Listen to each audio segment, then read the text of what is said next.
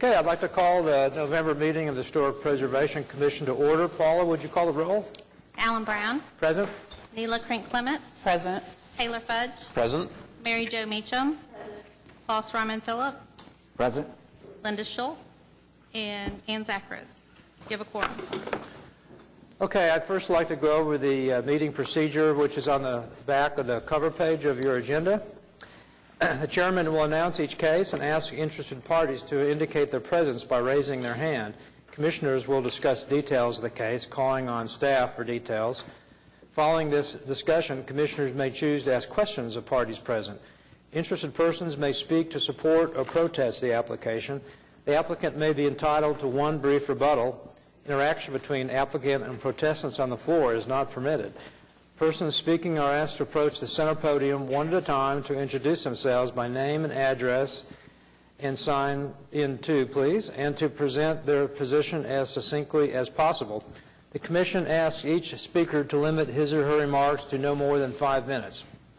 Following the public hearing on an application, the Commission will take one of the following actions. 1, approve the certificate of appropriateness. 2, continue the proposal. 3, deny the proposal with prejudice, which means the application may not be resubmitted for at least 1 year unless the Commission determines that circumstances have changed. Or deny that proposal without prejudice, which means the applicant may reapply at any time. When an application has been approved and after a 10-day protest period has expired, the Historic Preservation Officer will mail the CA to the applicant. City construction permits cannot be issued until the CA has been issued. Contact HP staff for design review, inspection, or to withdraw items that will not be completed. And finally, any person aggrieved by any decision granting or denying a CA may appeal to the Oklahoma City Board of Adjustment. All appeals shall be made within 10 days of the Commission decision by filing a written notice of appeal with the clerk of the BOA. Okay, now on to the meeting from the Office of the Historic Preservation Officer. Katie? The draft of Preserve OKC, the preservation plan, is up online for review. There's a link that we'll make available. It's going to be on the city's website as well, and you can go to that link and review the draft online and even post comments through that website if you catch anything in the plan. And we'll have that up for about 30 days. And then wanted to give everyone just a heads up that we are planning another commission committee training, the one that we do with all of our boards, commissions, committees, or sometime in January, and you'll be seeing a save the date for that soon. Okay, great. On to the minutes. Has everybody a chance to review the minutes or any comments or motion for approval? I'll make a motion to approve the minutes. Okay. Second.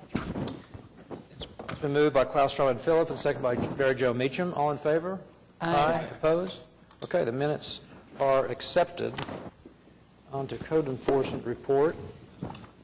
Any thing on that, Katie, that you can? I don't believe we have anyone from code enforcement here today. As always, code enforcement report lists properties that have received a notice or a citation. You can go through those, and if they have an actual citation number, that means that they've progressed to a ticket, a citation. You can use that number to look up the status online or contact our staff or the city's action center to find out more information about what's happening with that property. Okay. Continuous announcements and requests. There are none. Public hearings. Consent docket. We have 2 cases on the consent docket. Okay. Anybody have any comments on those or want to approve the consent docket? I'd like to move approval of the consent docket. Okay. I'll second. Moved by Neela Crink-Clements and seconded by Klaus Ryman Phillip. All in favor? Aye. Opposed? Okay, consent docket is approved. Oops. Get the gavel out of the way there. All right, on to individual cases. HPCA 18-205 at 439 Northwest 19th Street, Heritage Hills, Ward 6. Consideration and possible action on application by Catherine Montgomery, Preservation and Design Studio, PLLC, for Eric Flesky and Nova McClaney for certificate of appropriateness to 1, construct parking cover elective, and 2, install additional paving elective. Before we do that, we forgot to tell, if anybody was on the consent docket, you've been approved, so you can leave. Okay.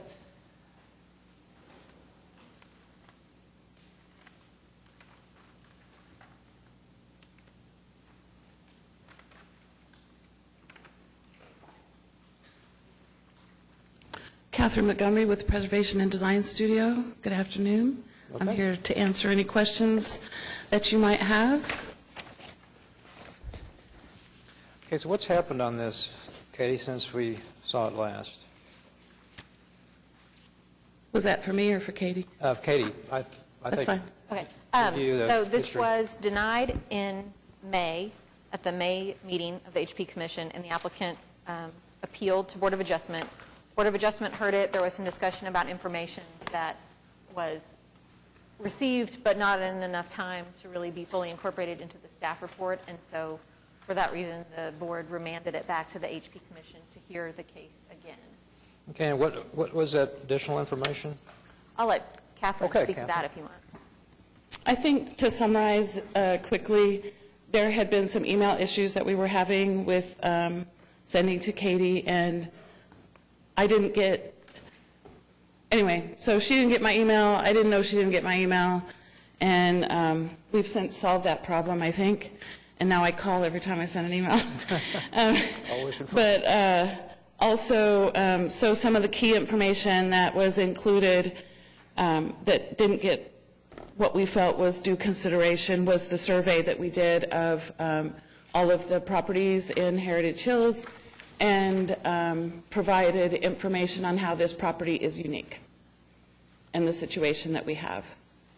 It's this map? Yes, that's the formal representation, plus there's a 2-page letter that accompanied, actually 3 pages that accompanied that. Could you summarize what it's telling us? So I underlined some parts in the letter that I would just summarize. What we're really looking for here is we believe that we've given the Commission full information that is needed in order for them to find a unique circumstance that is created by the juxtaposition of the main house and the garage within the property boundaries, along with the steep topography and the challenges of accessibility. We surveyed all of the properties. We looked at, number one, did they have a driveway and a garage access from the front? Number two, did they have a driveway and garage access from the side? We got it down to, of course, that would only apply to corner properties for garage access from the side. So we came up with 73 properties that had garage access from the side. Of those 73, some of those also included dual opportunities, meaning they had a front driveway and a side driveway. And out of all of those, there were only 3 that we felt met the definition of having a short driveway on the side, such as this one. This is one of the 3. All of the others that had a side driveway, the garages were actually located in the far corner of the property, so the driveways were going like all the way across the yard in the back. So whether it had a steep slope or not didn't really matter, because they were already all the way into the backyard and had an opportunity to access their property from their backyard, and the steep slope was not an issue. So I think that was a little unclear from some of the comments in the staff report, at that point not have been made as clear as I had hoped. So those are the, that's kind of a summary of the points. This property is unique because out of the other 3 that we found that had a significant change in topography, this one is definitely the steepest and has at least a 10-foot difference between the garage level and the backyard. And there is no access from the garage to the house except through the vehicle doors at the garage.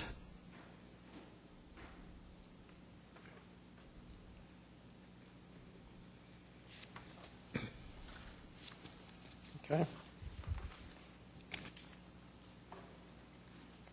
See if any have any comments on the new information.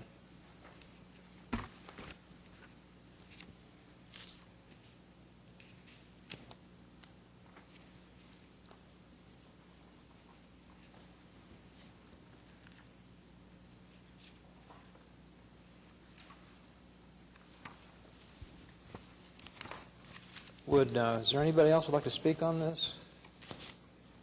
Okay.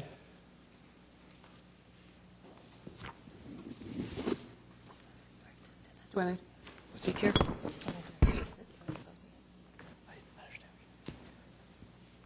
Okay. Yes, Mr. Chairman and members of the commission, my name is Kelly Work, and my address is 105 North Hudson, Suite 304, and I'm here representing Historical Preservation, Inc., which serves as the association of homeowners within the Heritage Hills Historic neighborhood. And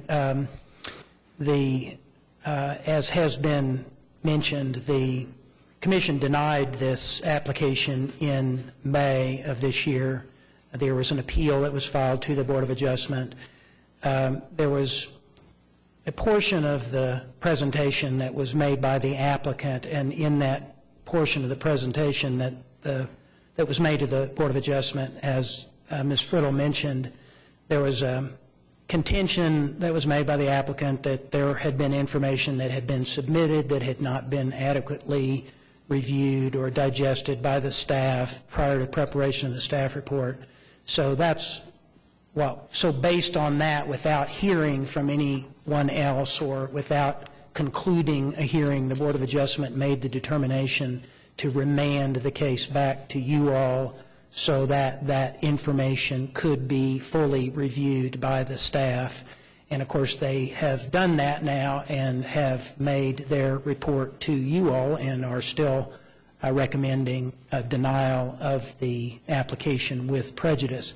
There's nothing about the substance of the application that is different from what was presented to you all back in May. It's the same application. So we're here requesting that you again deny what is essentially a carport that is being proposed here at this property.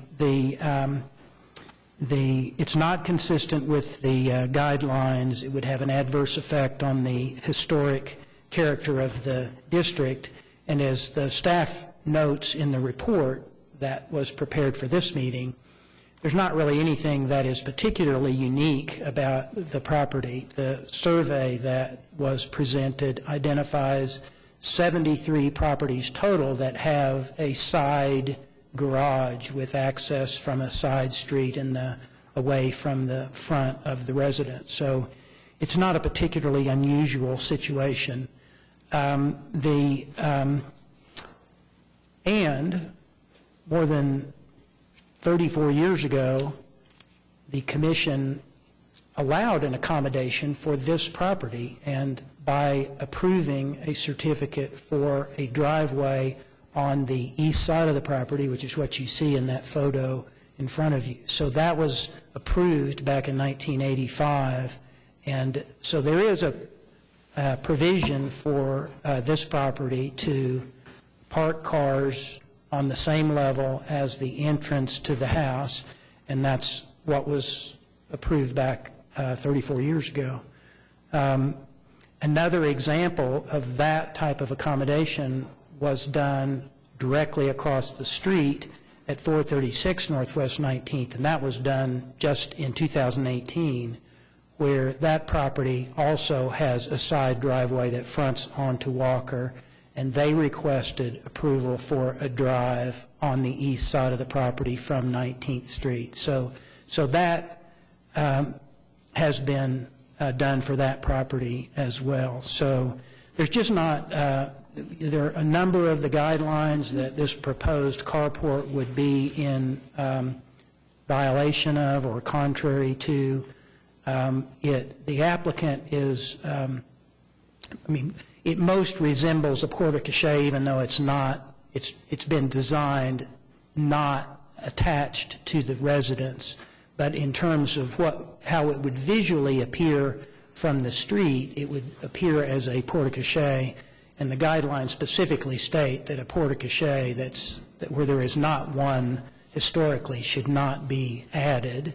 And then the applicant is characterizing it as an accessory building rather than a porte-cochere, but even if you characterize it as an accessory building under the guidelines, accessory buildings are to be located in the backyard. They're not to be visible or to be minimally visible from the street. So it would not, this structure, even if you characterize it or call it an accessory building, would also be contrary to what the HP guidelines provide. And as you can see, the house that is there to the east, immediately next door to the east, I don't know if they were able to be present today, but the Webster family did previously submit a letter of opposition to you all. And as you can see, it was, I mean, if this structure were allowed to be built, it would essentially change the side yard setback from what it is today of about 17 feet to 0 feet. So it would be on the property line, essentially.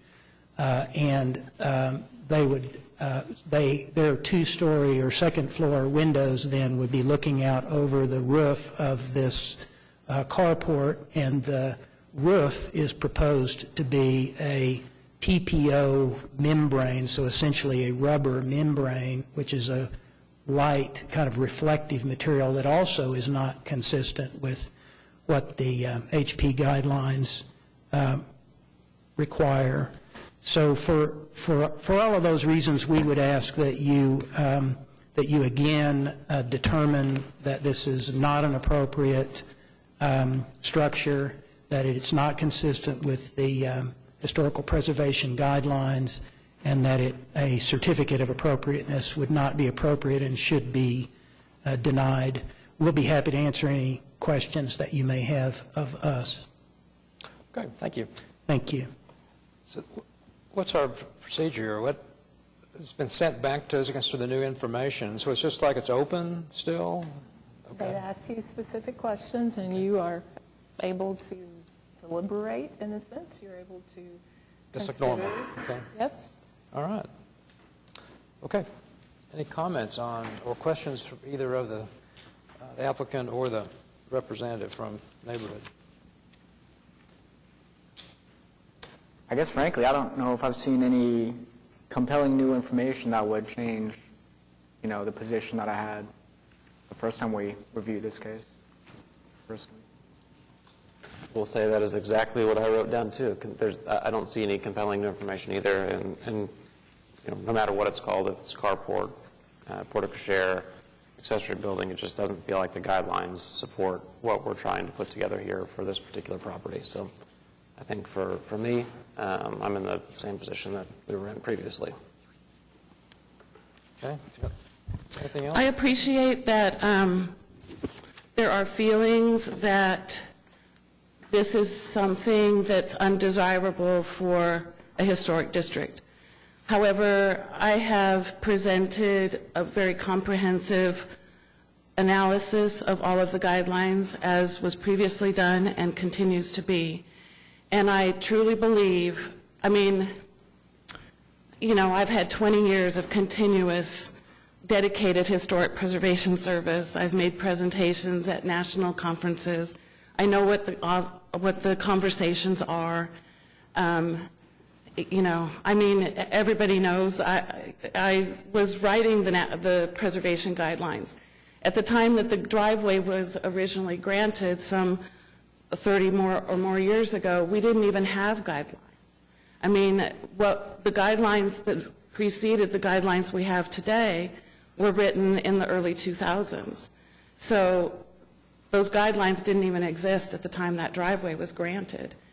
And then again, they were written, only a few years ago. Well, I guess it's almost 10 now, since I was in the position of the Historic Preservation Officer. So I've written hundreds of preservation staff reports for this body. And I would not have brought this before the body unless I really believed in the project. I can go through each of the specific findings and argue how they either are inconsistent with the intent of the guidelines, or they're not giving full consideration to the project at hand. And in fact, as you circulate through the photographs that have been provided, even though this first image is showing that it's from the opposite side of the street. If that were actually true, we would be seeing the entire street in front of us.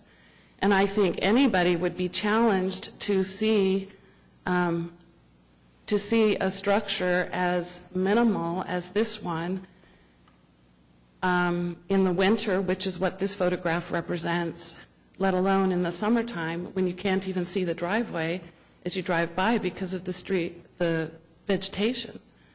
So I can go through each one of those things if you would like me to do that. I would just like to add that as far as history, I don't know if anybody knows this, but I was the first staff person for the Oklahoma City Historic Preservation Commission way back when. It's been many years. And I will tell you that one of the reasons that the guidelines were made in the first place was to prevent carports. That was one of the things that the early on people were concerned about. It was either carports or dividing houses into apartments. So this argument has been going on for a very long time, and the neighborhood has been trying to keep these out of the neighborhood from the very beginning, because they have always felt that carports do not belong in the historic district, that in no way are they, other than the porte-cocheres, and then they also, in order to actually not have more carports, they said you cannot have a porte-cochere that is not historically accurate or proven to be there either. That was in response to, we don't want people coming in and building porte-cocheres that weren't originally a part of the house. So carports have a long history, and I feel like that staff has done an enormous amount of research and spent time trying to make it clear that this is not something that the current guidelines support. Keep in mind that the guidelines do not even reference the word carport. That I can argue that this does not have an adverse effect on the district, and I can provide many examples of other decisions by the body, even for projects that we have submitted, that have had a bigger visual impact on the district than this could possibly have. I feel that the report that we went through a lot of effort to prepare, because the applicant has the onus to prepare those reports and do those surveys, staff does not, that there were 73 driveways on the side. I think the point is lost because all of those driveways, except for 3, go completely across the backyard. Only 3 have the combination of altitude and short distance. And of those 3, this one is the highest altitude difference. I understand concerns about neighbors. We also have brought cases before this body that has had objections from neighbors, and this body has approved those projects. In this particular case, when you get closer on the photographs, you will note that this proposed structure is completely behind the house to the east. TPO roofs are allowed in the historic district. They're allowed for buildings with flat roofs. If there's an objection to the color that's been selected, the client, our client, is willing to change the design of this structure in any way. That includes, we could do another color of TPO because they do come in different colors. Or we could even do an old-fashioned bituminous roof if that's what somebody would want to have. The proposed structure is not in violation of anything. It's a carefully considered design that meets all of the standards to the best of our ability. And if there are still questions about that, we've put together a very comprehensive study in order to give the body an opportunity to find unique circumstances. Thank you, Catherine. I think everyone's had an opportunity to consider the letter that you submitted before the last meeting and also your survey. It's my opinion that... I just wanted to make sure, you said you've do you mean there's an additional study put together that the commission doesn't currently have? No, I feel that the study we have presented has not been interpreted as intended and actually as written. There seems to be this emphasis on how there's side driveways 73 times. Yes, that's true, but that's only in the context of over 350 properties in the district. The point was to whittle down the commonalities to get to the very specific and unique aspects of this particular property. So it's not 73 that we should be looking at. It's one. Okay, back to what I was saying. It's my opinion that car coverage is not a requirement or a necessity. If it is, they already have a garage to park in. If they're concerned about the steep slope, they also have additional paving that is level with the house and easy access. Based on staff report and the information that you've provided, the additional letter, I cannot identify a unique circumstance. And so therefore, I stand by my previous vote to deny the application, and I am ready to make a motion unless another commission or anyone else in the audience would like to speak. Everybody said they're with a thought, so go ahead. Okay. I move to deny HPCA 18-00205 with prejudice, with a specific finding that the proposed work will have an adverse effect on the historic character of the district or property, is not consistent with the provisions of the standards and guidelines, and is not in compliance with the relevant sections of Municipal Code 2010 as referenced in the specific findings in the staff report. Okay, is there a second? I'll second.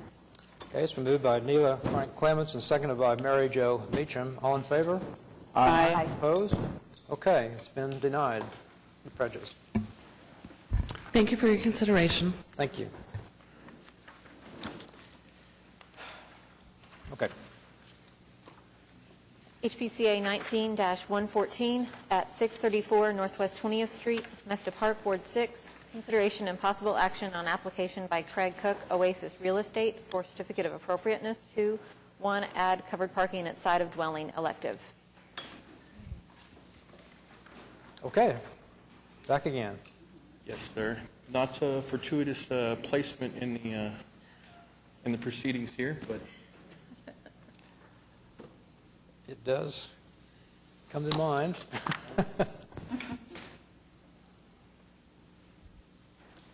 We noted before we start discussing this case that there is a typo in the project description in your staff report, that we have moved the changes to the fence location to be a separate administrative approval item. That administrative approval hasn't been done yet, but we needed to get back with the applicant on details for that. Okay. So that's not part of your consideration today. And then I also noted that the staff report still says that the height of the structure is not indicated, but it actually is shown on the drawings that were provided between now and the previous meeting. I don't think you stated your name. I'm sorry. I don't think you stated your name. Oh, Craig Cook, Okay. 3840 Northwest 44th Street. Okay. This all gets recorded, so we need to have that. Right. Yeah. Right. Gotcha. Okay. All right. Here we are.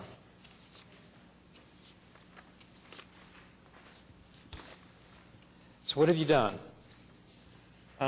So, per proposing the to do, put that on. recommendation of the committee for the last meeting, we pushed the structure back, but with the place that in which the fireplace is to the structure, there wouldn't be room to exit a vehicle on the passenger side of the vehicle. So we've actually pushed the structure all the way into the backyard. Okay.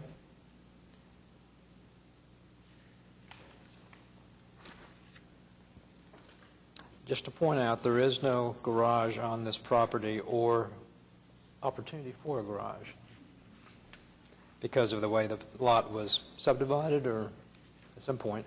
At some point, they had sold half of the lot to the property behind them to build the multifamily unit that's behind the Yep. property, yes. Okay.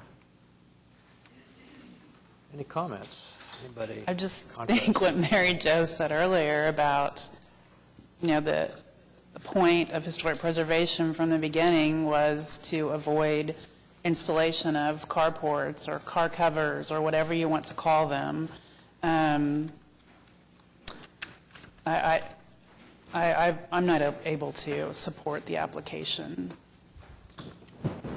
Okay. I guess I see it a little bit differently. I don't see this as just simply a matter of convenience. There's not another alternative on the property in terms of covered parking and things of that nature.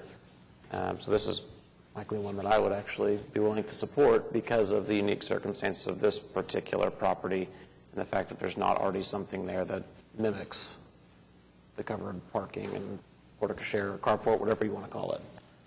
So that's where I stand with it. I kind of second that. The property in question, there's just no other way to access or have a garage here. So I do feel like there's a unique circumstance with this particular property. The applicant also, has moved it literally to the back of the property line, so I think it's as visually, minimal as possible. So it's also, pretty secondary to the house. It's pretty small. I mean, it's probably about as small as you can make it to be usable. So, it's funny, we just talked about a carport. This case has a unique circumstance based on how the lot is split to where I feel like it's warranted. I think it's justified in this case. I don't even know. Did you have to put these right after each other? I mean, my comment would be that, I got to think about it. I fail to understand, historic districts, I would say we all agree they are awesome because they're a group of unique, properties. And so when people go pick those properties out to purchase, I do not understand why people think that if it's not there, that they will come to the commission and they will solve their problem. And I think you buy a house, it does not have a driveway. There's other houses in this neighborhood that don't have even a driveway, or they only have street parking.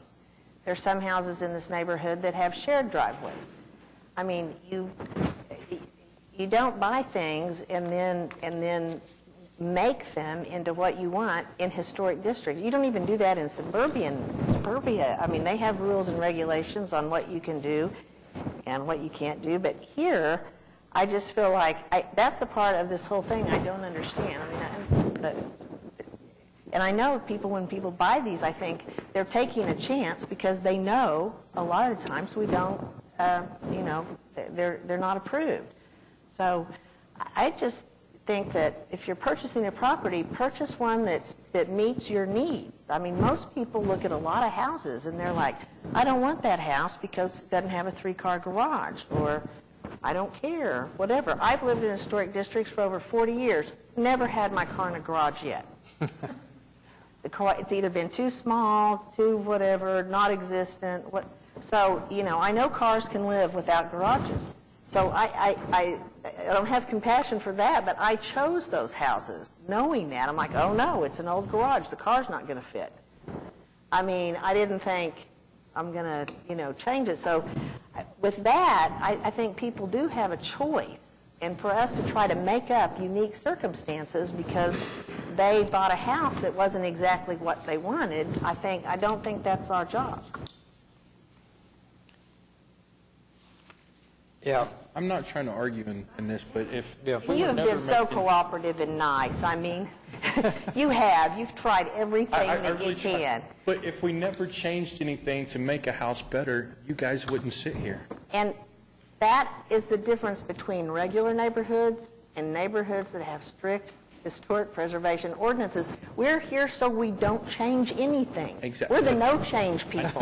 Things You do know. get changed, and things get They changed on a regular do. basis. And we try, I think that we have guidelines and we try our very best to accommodate, changes, the way people live and so forth. But, I mean, that's the whole thing. You buy a house in a historic neighborhood and you want to do something to the outside, it is a gamble if you are going to get permission or not. So, I mean, it's a gamble. And in this case, I'm not willing to support Okay, anybody else? Did you speak on this one yet? Okay, couldn't remember. It's kind of blending together. I just have one quick comment, and maybe it's a difference in philosophy, and we do have our guidelines, and I think, they provide great direction for us to, enforce those, to keep the neighborhood as kind of historically accurate as possible, maintain the character of those neighborhoods. At the same time, I agree with your comment, absolutely. A neighborhood is not a museum necessarily. And they do have to live and breathe and change, and standards change. For example, garage doors. I don't think they used to allow 16-foot garage doors. And now we do because just the nature of mobility, cars have gotten bigger, and certain things have to adjust a little bit to, the way lifestyles change over time to make these houses and properties as desirable and useful as possible. So I struggle with that a little bit sometimes because to me, a neighborhood has to grow and live. So I think in this case, there is a unique circumstance. For example, if we're going to deviate from the guidelines, for example, with a carport, there has to be a unique circumstance. To me, there's a unique circumstance based on the lot arrangement, on this side. I have to comment on that because making allowances for the way people use a structure like enlarging a garage is different than building a structure where there was none before. It's not required. You don't have to park your car in a garage or a cover. But if you are going to have one, it ought to fit a car. That's my point. So that's a valid point. Maybe you're suffering from following the last case, but yeah, I don't see. And next door there's a garage there. It's right. I notice on the site plan's right on the property line. It's a single car garage. Have you looked at building a garage? It just wouldn't fit work without touching the home. And may I add that the thing I think for this structure in general is this structure could literally be taken away. It has no adverse effects to the property whatsoever. It could be taken away and nobody would even know that it existed. We can say that about anything you build on a property, though. It can be demolished.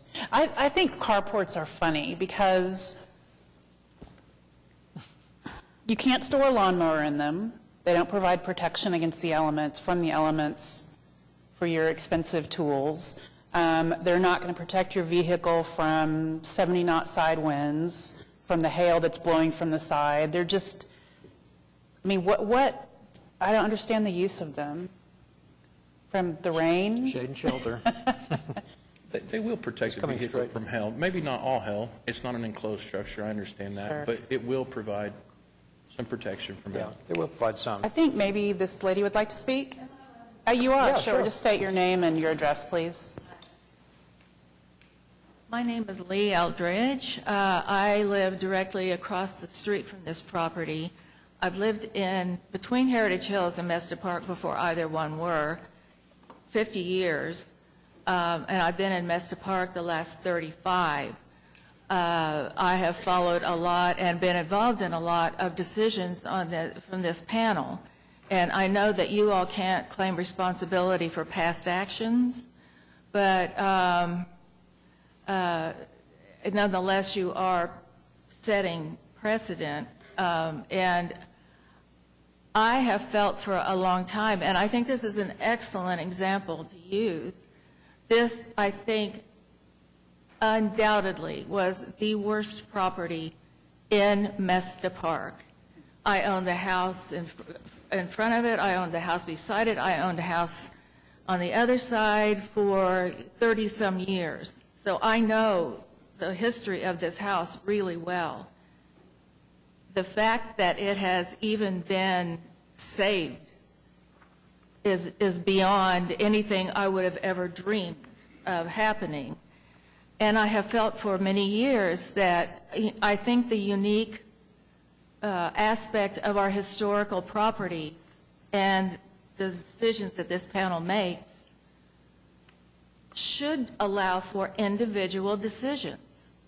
I think once you get locked into an idea that no carports, then I think that that is saying we are not really going to consider how we bring these properties into the 21st century so that they're livable, so that people want to buy them and make homes and have families move in and continue the process. If I have felt for a very long time that, and of course we all can cite decisions that have been made in the past that we just make us all cringe. But I think the one continuum has been decisions that are not considered individually. I consider that one of the greatest downfalls of a panel, and I think that that's one of the things that kind of takes away credibility. The windows, okay, fine. I know to not mention windows. And I agree with that up to a point, but it's kind of the same thing in a way. Just because you have a house that people bought knowing it had 52 windows and half of them are falling in, they are original glass, but to just tell them you may not under any circumstance remove those windows is kind of the same thing as saying, you know the rules, you can't have one. You cannot have a carport. And it's fine with me if we want to change the wording and not call them carports, because I hate carports too. But in principle, if they are designed well, if they serve the purpose well, why not? Why not? If they are not taking away from anything else and they are going to be appropriate, like many other decisions, I think we really need to be a little more make individual decisions. I think that is the beauty of being able to do these things. Thank you for your comments. It's a hard thing to do, to make these judgments. Could you also sign in, please? I don't think we I didn't didn't do that. Thank you. And we'd like to also say that we do agree the applicant's done a great job on this house, and thanks for saving it.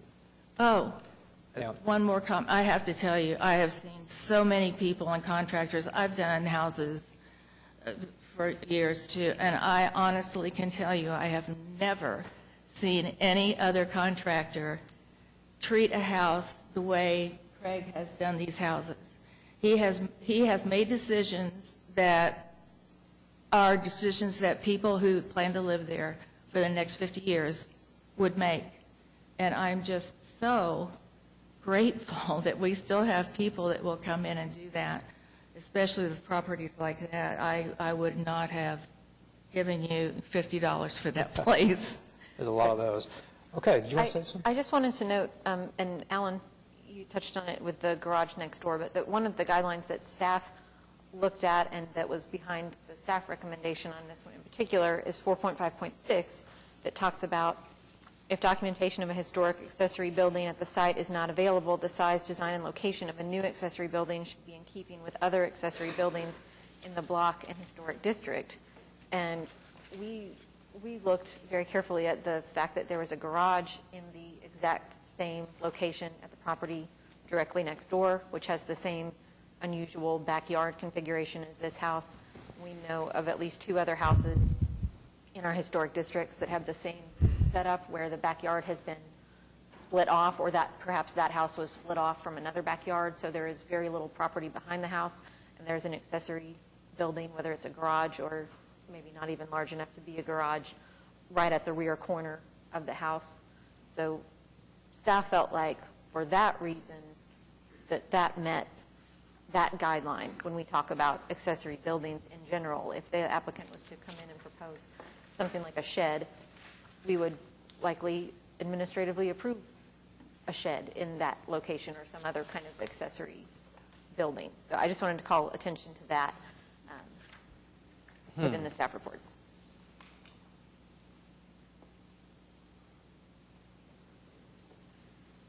Which exact paragraph are you referring to? 4.5.6. 0.6, okay. 4. Yeah. But,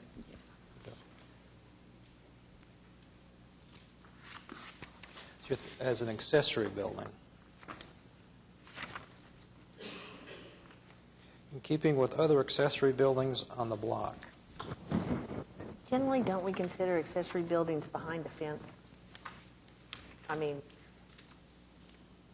I don't Yeah. know if that's the case all the time, but it would seem like that most of the time we discuss accessory buildings that are at least partially hidden. Well, and this is far back enough that a fence in front of this structure would meet the guidelines. So it's within that range. So if you look I just at, have a concern that, how many unique circumstances can we come up with for these types of structures? And I mean, I feel like that staff and the commission is being worked over to try and come up with these when I feel like that the guidelines don't really support it, or as other people have proposed. I think it's in the spirit of the guidelines. They are just guidelines. I don't think it's in the spirit of the guidelines. So it concerns me in the future, why can't people continue to come in? I mean, just kind of invent and work on up these. Well, we could fit it in over here, so. to me, that 4.5.6, it says that keeping with other accessory buildings on the block, well, that would argue for a possible garage to me in that location. But Craig's saying that, he won't fit. won't fit. Yeah. So I actually thought about, could you work with your neighbor and build a shared garage? You'd have to go to the city to get it approved, where you could each own a half and have one garage that you each could share. Basically, you build on the side of their garage. It's right on the property line, according to your site plan. Yeah, their garage is on the property line, yes. Have you there's- thought about that? Would you like to consider that? I think we might approve a garage, but I don't know how that works to share a garage. But the cost effectiveness is of that too. Can the neighbor afford to pay for half of the garage? Well, you'd have to pay for the add-on to his garage. Yeah. Yeah. It would I mean, cost more than the that garage carport, is in but, great shape. We'd be basically taking it down. what's that? That garage is not in very good shape. We'd be Okay, well, basically I taking can't it tell. down. Yeah. Well, that's only, I think we would be more favorable about a garage instead of an accessory building or carport. So, is there a motion then, or more discussion? I think everybody said their, I mean, I'm willing to make a motion to approve based on the staff report. So I'll make a motion to approve HPCA 19-00114 with the specific findings and unique conditions, unique circumstances as stated in the staff report. I will second that motion. okay, it's a move by Klaus Rundfeld, a second by Taylor Fudge. All in favor? Aye. Opposed? Nay. So it's 2-2. That means I get to break the tie. I am going to vote against. So the application is denied. Thank So you. where do we go from here? So this one was out of continuances. They had to take action today. You can appeal to Board of Adjustment. You file that with the clerk for the Board of Adjustment in subdivision and zoning, and it is a $750 fee to appeal the decision. Well, we didn't deny, actually. We failed to approve it. Do we need to motion to deny? His motion was to approve it. Which was denied. With a motion. There would need to be. Motion for There would denial. need to be a motion to deny, you're correct? Yep. With or without May prejudice. I ask a question before we deny this? Has there been carports approved in the area before? I Have what? believe that has been done, correct? There have been carports approved at numerous locations throughout the district over the course Can we of say that they did not have a more unique circumstance that this property has? I mean, did they have, I've never seen a property that has less of a spot to put a parking spot than this property has, so why could we approve it at those Well, you can- properties and not at this property? You can park. You just want to cover have it. covered parking. Yeah, covered. I don't know. That's precedence. I can't Yeah, remember one yeah. exactly. We have to look at each property on its own merit. As far as speaking to other cases where they were approved, you just have to look at each case. No idea. So how can they get it approved, though, and we again, we'd have to look at each case and see what Okay. the discussion was. I know that in the time that I've been here, we have approved some carports that were in the location of a former garage, at the kind of a typical garage location. We have also, there's one that I'm aware of that we've approved that was on the front of a house that had an attached front-facing garage that had been filled in with living space with the CA decades earlier, and it was a split-level house set. It's in Edgemere Park. There is no way on either side of the house to access the back. They do have a large backyard, but there's no way to get back there. And it sits very far back from the street, and a carport was approved on the front of that house in front of what was the garage. That's the most relevant one that I'm aware of, where it was in, a front-facing Right. location. And maybe I'm a little dense, but I just don't understand how we can approve carports at different addresses and not this one. I have to go look at the precedents. I can't remember that one. It may have been. So I think you could pursue that. But anyhow, the motion was not approved, so now we need to, if there's no. Motion to deny. What's that? A motion to deny. Right. If we deny without prejudice, does that mean he can come back with a garage or something else? Well, Trying to either way, remember. he could come back at any time with a different Okay. proposal. Okay. Denying without prejudice would mean he could turn around tomorrow and apply for exactly the same thing. Okay, then Right, I'll so make a motion to deny HPCA 18-00205 with prejudice. With the specific findings, there's 3 in the staff report, page 11 of 12. Number 1, that the guidelines do not support the addition of a portico share where none existed historically. Number 2, the guidelines do not support the addition of a pergola or trellis in visible locations where they did not exist historically.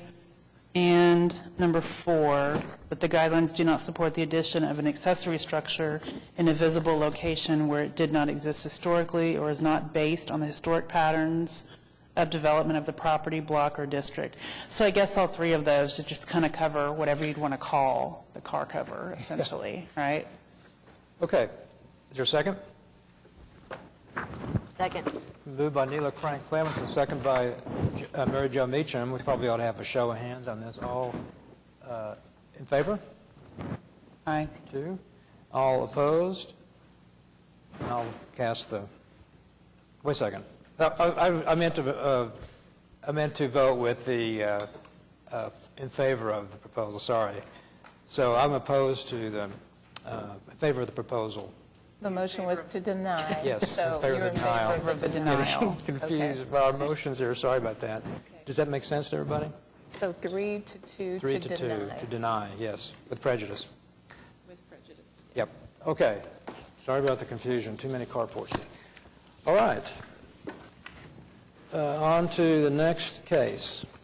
HPCA 19-127 at 904 Northwest 38th Street, Crown Heights, Ward 2. Consideration and possible action on application by Shabazz Ahmad, Dream 405 Investments, for certificate of appropriateness to 1, construct an addition, elective; 2, close front of attached garage, elective; 3, remove driveway, elective; 4, construct garage, elective; and 5, install new driveway, elective. Okay. Applicant is present.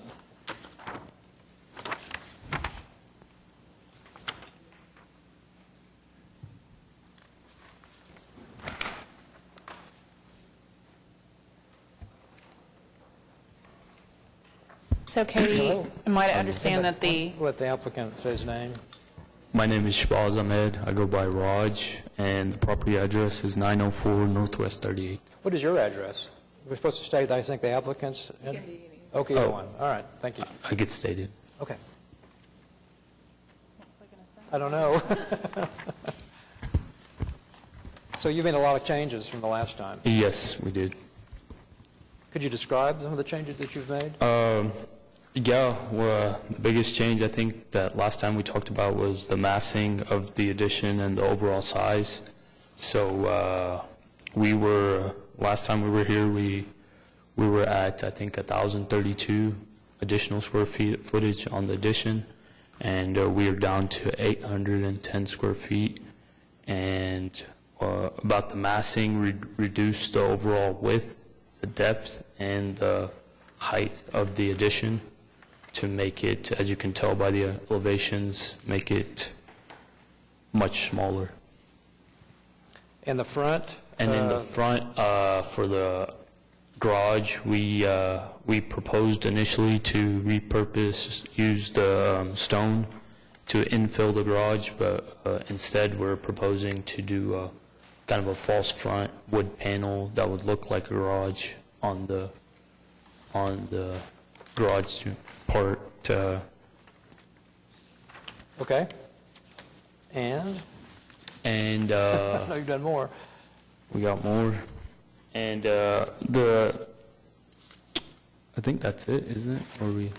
Yeah, I think we Everything saw else the construct a new garage before and the driveway before, and that hasn't changed. Yeah, I think There is a everything was window okay with proposed that. on the side of the house, on the side of the attached garage, that was actually in the drawings before, but staff didn't realize that was part of the application, and we didn't notice for it, so that's on your, It's been there, but we it's just... in the, yep. Okay. Yeah. Well, thank you for making the modifications. It helps a lot, gets it closer to the 750 square foot Yeah. number. Does anybody have any questions or comments? So was it impossible to get to 750 square feet, which is what the guidelines recommend? Yes, because we're already dealing with a real small house initially, so, I mean, we and my architect, we sat down and we, in our opinion, or what we believe, it's almost impossible to get it down and make it functional for the use of the house. We already have a real small master bedroom. The family room is really close to the kitchen, so there's not much more we can do. We tried to reduce, like I said, from initially we were at 1,200 square feet, then we were down to 1,032, and now we're down to the 810 square feet. So we've done a lot of changes. We did an inset on the second story. We may reduce the powder bath. So 783? So the footprint of the existing house is 780? yes, Okay, so half of that would be much smaller, but... yes, it would So be. the 750 rule would apply. Yeah, I mean, we try to follow that recommendation, but I think the fact that it's no deeper, no wider, no taller than the existing house, and that the proposed roof is below the pitch of the existing house really helps Yeah, we made kind of those hide that. changes Yeah. since the last time. Doesn't this house have a garage in the back? It does not right now have a Oh, it does. detached. But are you going to build one? Yes, that's in the, It's in the that's in packet. our application. I think it's number Okay. 4. It's on the very back of the 11 by 17. Right, okay. Yeah. Item 4. I'm just looking at the unique circumstance is based on that the attached garage is not big enough to be used by a car. So if you have a new garage, then I don't, of all the unique circumstances that could be chosen, I don't like that one. What was that again? I just don't, I don't see not being able to use the attached garage that's part of the characteristic of the Oh. architecture of the house as a unique circumstance. That's I that's my honestly, comment. I mean, I just don't, because the garage won't fit a car I'm just kind of back to my choose the house, choose the problem. looking at that now, I actually think you could completely strike the unique circumstance, and the garage still is in an appropriate location for a garage. It's going to be minimally visible from the street. It's in a location that is consistent with many other detached garages throughout the block. We don't have anything in the guidelines that... So are we trying to change the history of attached garages on the front of the house so that we don't have examples of that? Well, he's wanting to... Right, I saw that. Yeah. But, I mean, that's...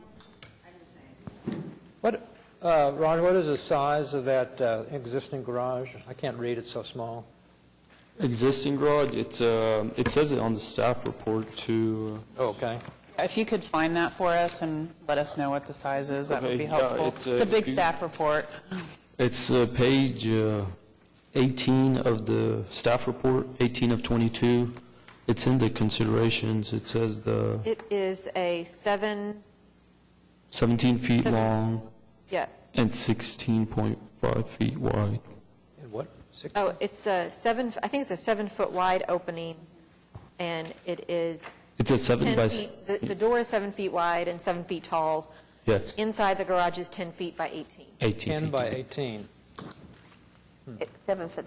I mean, if you take a look at the picture of the house, and if I was buying a house in a historic district, I just don't think I would drive up to that house and say, hey, I think I'll buy that house. I'm sure the Preservation Commission will let me do something with that garage. It just, that is kind of the idea on this one. I like your design. I think you did a great job on the addition part. I don't even mind that you went over on the 850. I just don't understand the idea that you're buying in a historic district and you drive up to this house and say, hey, I think we can make some significant changes to the outside, which we just generally do not allow to the outside of the front of the house, which we're showing the history of architecture, which you're showing the history, which this particular house shows an attached garage. So that is what really mystifies me on some of these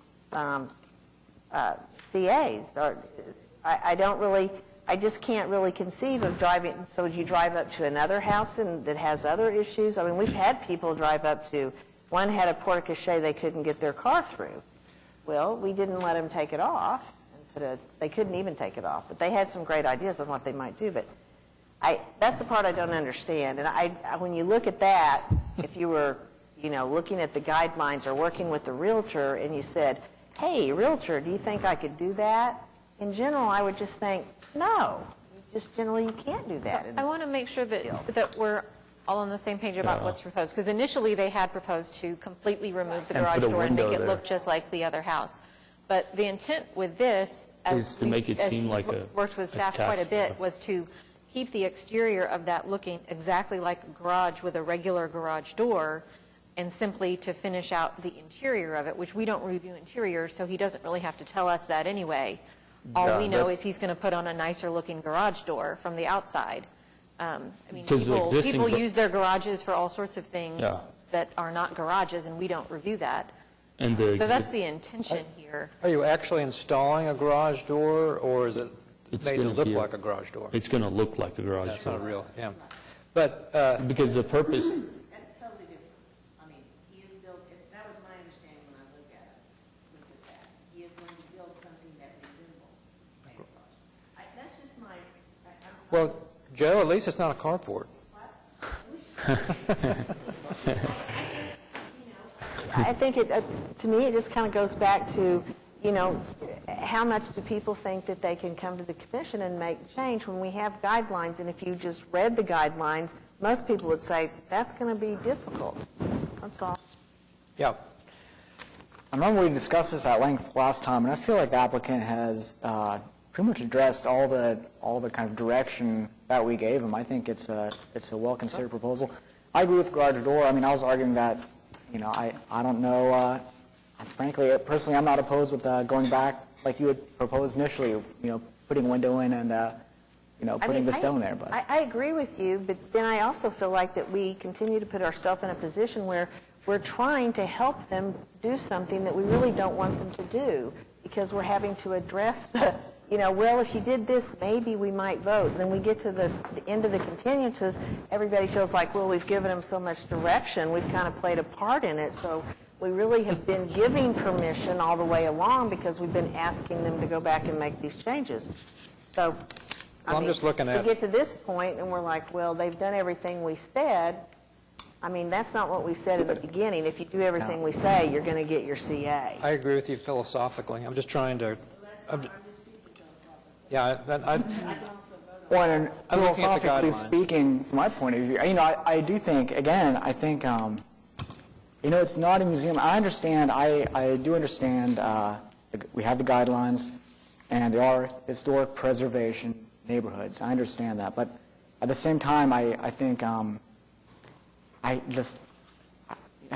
forcing a building not be able to change really at all. I mean, I know we have the addition on the back. There are examples of where people have done this probably before it was historically designated. So to me, to say that it's not historic to break in or to, put a window there, that's inaccurate for me, because I feel like there's examples, which I believe you've shown on that street even, I agree, but of houses that have added windows and bricked up a garage because of a change of circumstance when it was allowed, when you didn't have the overlay, essentially. So to me, that's a historical adaptation that people did. So I guess to me it is in a way, but when 50 years ago, of this year, 50 years ago, we put we kind of had a cutoff. It is as it is today. That was the cutoff. You can change it only if you have, information that shows you can make those changes. So, we said this is the day.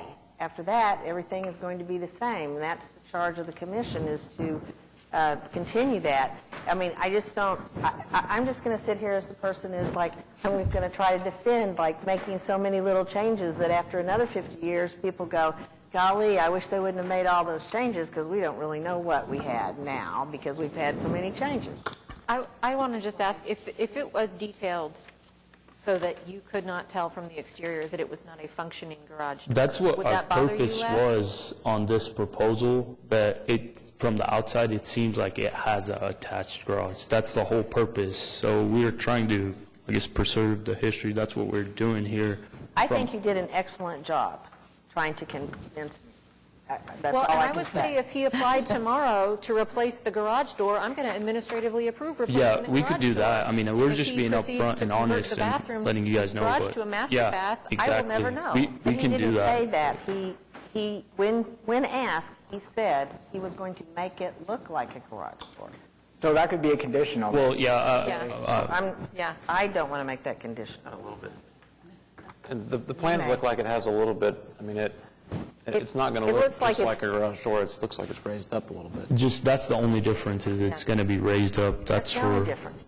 The only awkward thing to me is the fact that you're going to have two driveways on one property leading to two, yeah, we have, one false garage and one real garage. Aren't you removing the other- That's a little... we're proposing to remove the Other driveway. Yeah. garage, the existing garage. It's already wider than it's supposed to be. It's on the site plan on page, whatever that is, 31. I guess my point of view is, there are certain changes that people made historically to houses. There's a pattern of people building out the garages, putting in the windows, kind of breaking them up like that. And so to me, that is in keeping with kind of the historical transition that we talk about. If you use that argument, people used to take Victorian houses and put bungalow porches on them. So let's take bungalows, which right outside this neighborhood, they're turning them into farmhouses. So that is the trend today, to change them into something. So, we're just protecting this one little area. I don't care if people across the street that are not in historic districts, they can do this kind of thing all day long. It's a choice, to me, that people make when they move into the district. I don't think that it was clear in the staff report. There are no situations on this street where people have closed in their garage.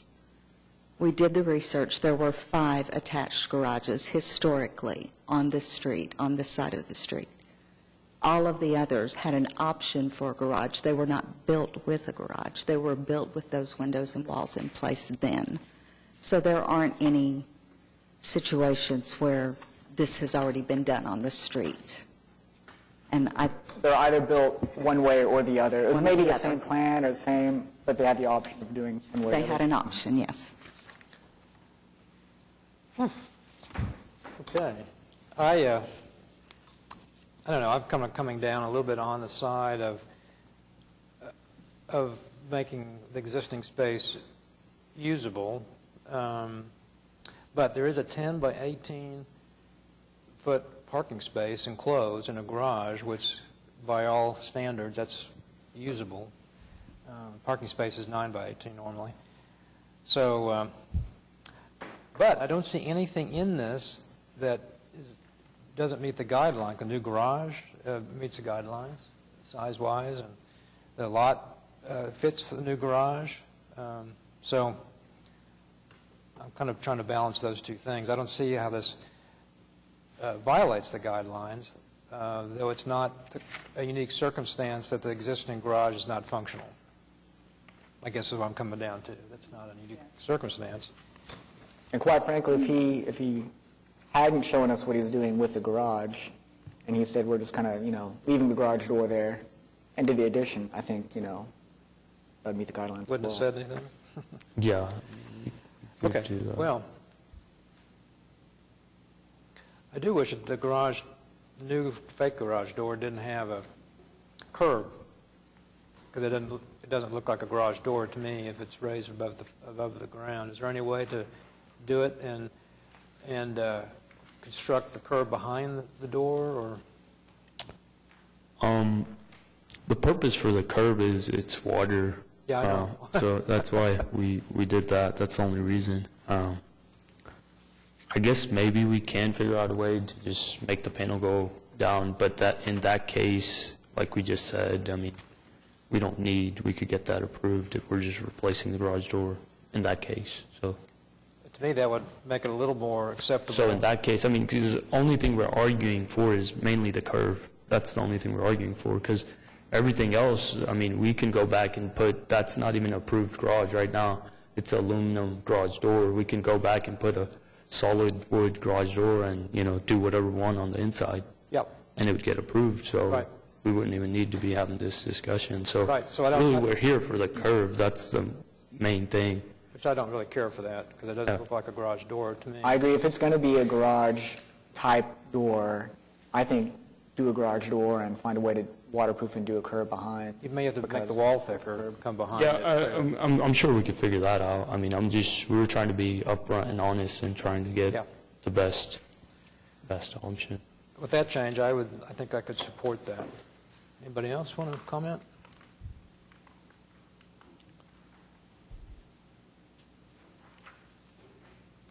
Are there any motions? So we have install window kind of tacked on to item 2, closed front of attached garage. So we need to address if we're going to approve installing a window on the side of the house. And then, if so, make sure that that motion is clear if that's approved, but the garage door is not. Is that what we're thinking? Or are we, if we're thinking, approve the garage door with the conditions that it continue to go all the way to grade and not have a curb and Yeah, I think that's, like That's a the only garage change door? I would make, but Yeah, you can make a motion. Katie, I have a question. Your recommendation for item 1 to construct the addition, what are the conditions that you recommended? They're not in my staff report. I think that may have been a copy and paste of the Okay. motion. Okay. And, I think- well, let me see. There's item 4, item 1. Yeah, I think we may have just copied and pasted the standard language for the motion and not edited out the part that says conditions, because I don't think we were asking for any conditions on Okay. that. I couldn't identify any, so. Okay, then I'm ready to make a motion. Okay. Going to take them Do separately? I have to take these separately? Yes. Okay. I'll move to approve. They can motion to approve the whole thing, if that's what you're wanting to do. If you're doing the whole, that's fine, but if you're going to do some and not some, then each. So I'm going to motion to approve everything with conditions, and then I'm going to add. Okay. I move to approve HPCA 19-00127, items 1 through 5.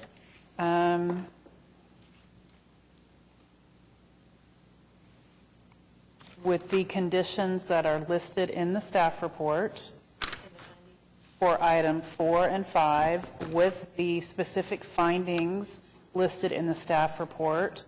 I would like to add a condition for item 2, that there be no curb at the garage door. Do we need to add anything else to that, Alan? No. Okay. I think that's, Okay. And then I would like to remove the unique circumstance listed in the staff report. I think that's everything. Okay, is that it? Is there a second? I'll second.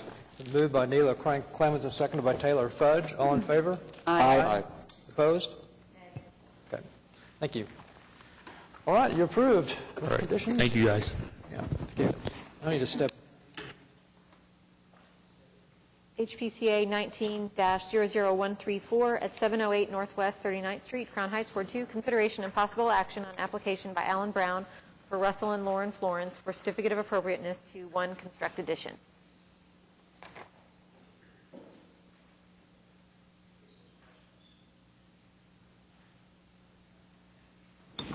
Okay, Alan Brown, 215 Northwest 32nd, representing the owner.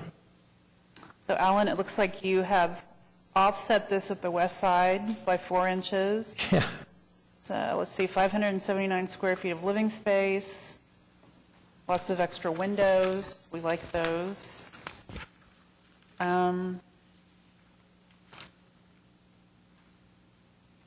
And that square footage for the addition is below the allowed size for an addition. Looks to me that it meets the guidelines. I don't see any trouble. Any comments from commissioners? No, I mean, I think that addition actually kind of frames in that back courtyard kind of nicely maybe.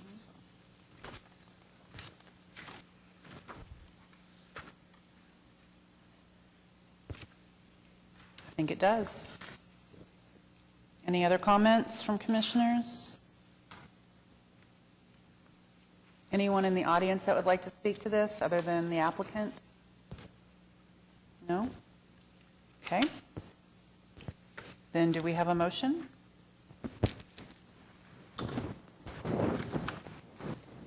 Make a motion to approve HPCA 19-00134 with the specific findings as noted by the staff in the staff report. Do we have a second? Second. Okay, motion by Mary Jo Meacham, seconded by Taylor Fudge. All those in favor? Aye. Opposed? And approved. Okay, thank you. HPCA 19-135 at 1420 Northwest 37th Street, Putnam Heights, Ward 2. Consideration and possible action on application by Christopher Cowden, Oakmark Realty, Inc., for Edward Saheb, Oakmark Realty, Inc., for certificate of appropriateness to 1 construct garage elective and 2 replace windows required. Okay, the applicant is apparently present. Indeed. Good afternoon. Christopher Cowden, as mentioned. I'm here with Ed Saheb as well. I believe it's the recommendation on both of these that there's continuance, and we understand that. And but being here, want an opportunity to at least introduce ourselves. And, you know, this is a new process for us. This is our first property that is historic, and so it is a learning process for certain. And I admire your positions. Obviously, Oklahoma City has gone through, we've experienced a lot of loss over the years. You know, a lot of great buildings downtown we've lost, and so it's nice that we have commissions like you in place that, you know, protect these homes. We did buy this property as an investment property for us to bring back, if you will. We're very fortunate. We are the second owners in this property. The original family owned it since 1930. So it was, you know, rather, we were honored to have it. Not a lot had been done to the property. In 2004, the original owner looked at the garage, which was in poor repair, and requested a permit to demolish it, which was done. She got with Gresham Associates, had a beautiful plan put together for a new garage, which we were excited to inherit in the purchase of the property.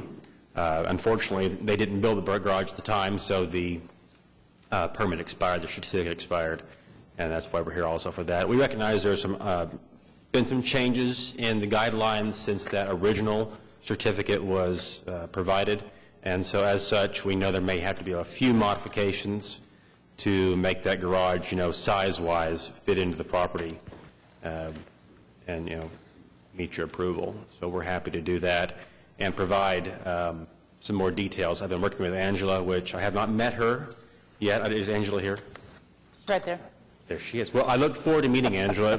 More appropriately, I think she hates me because I'm ignorant to this situation, and as such, she just has to lead this puppy dog down the road. So, That's her job. Thank you, Angela.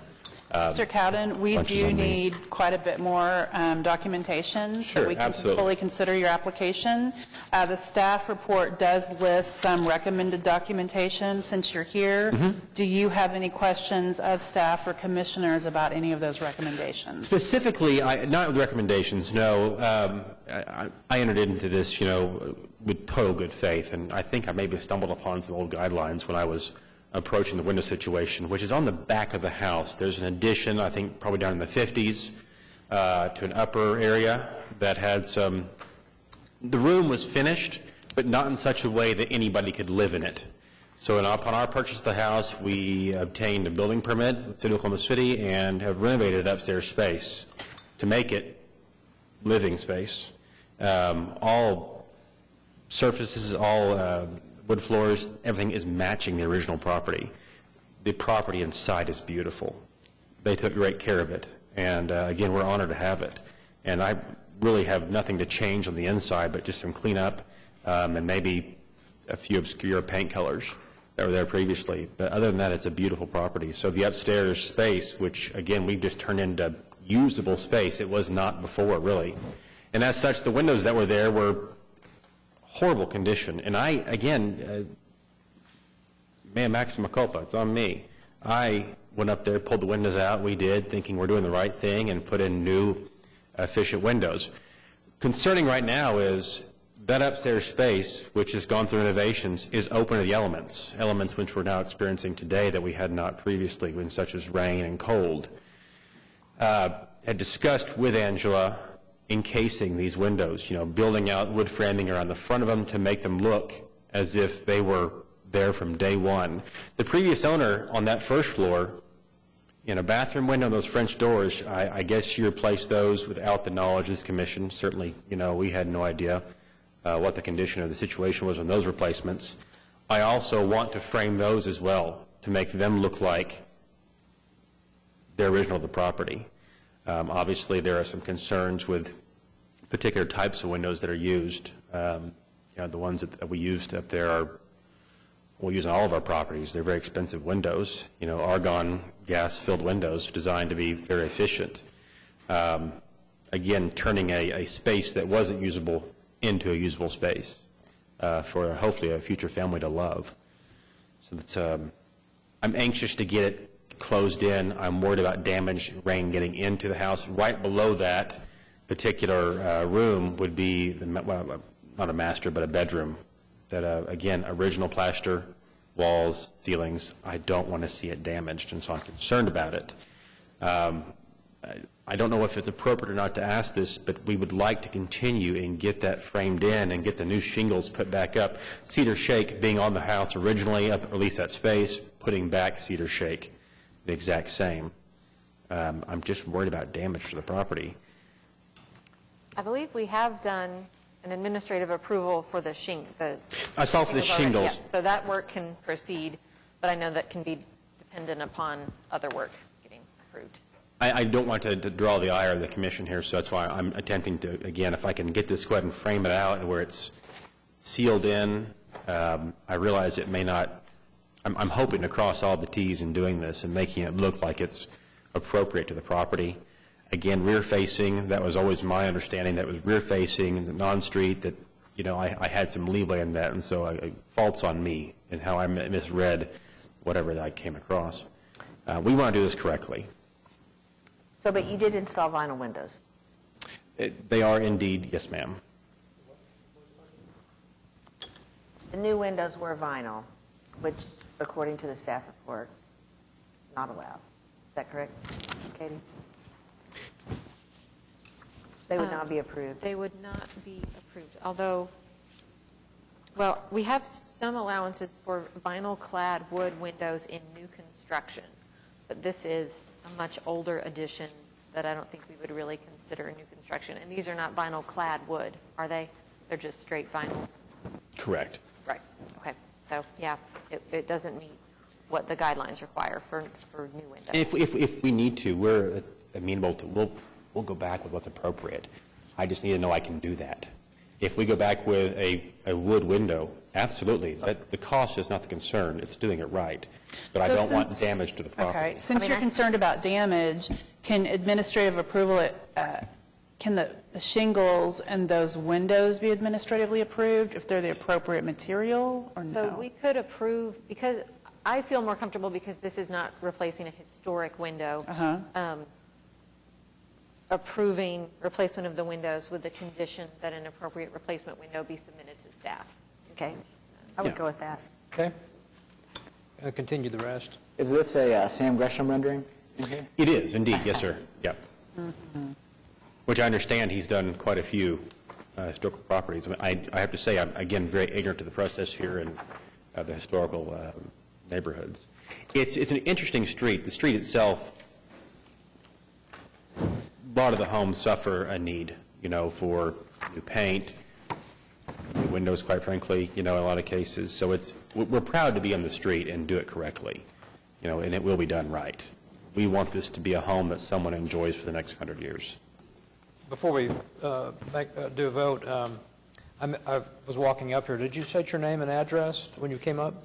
Christopher Cowden. The property address is the 1420. Office address is 1025 Southwest 4th and Moore. Okay, great. Thank you. Thank you. For the record. Absolutely. Recording. All right. So maybe I could make a motion on the windows then? We could take the other item separately? Okay.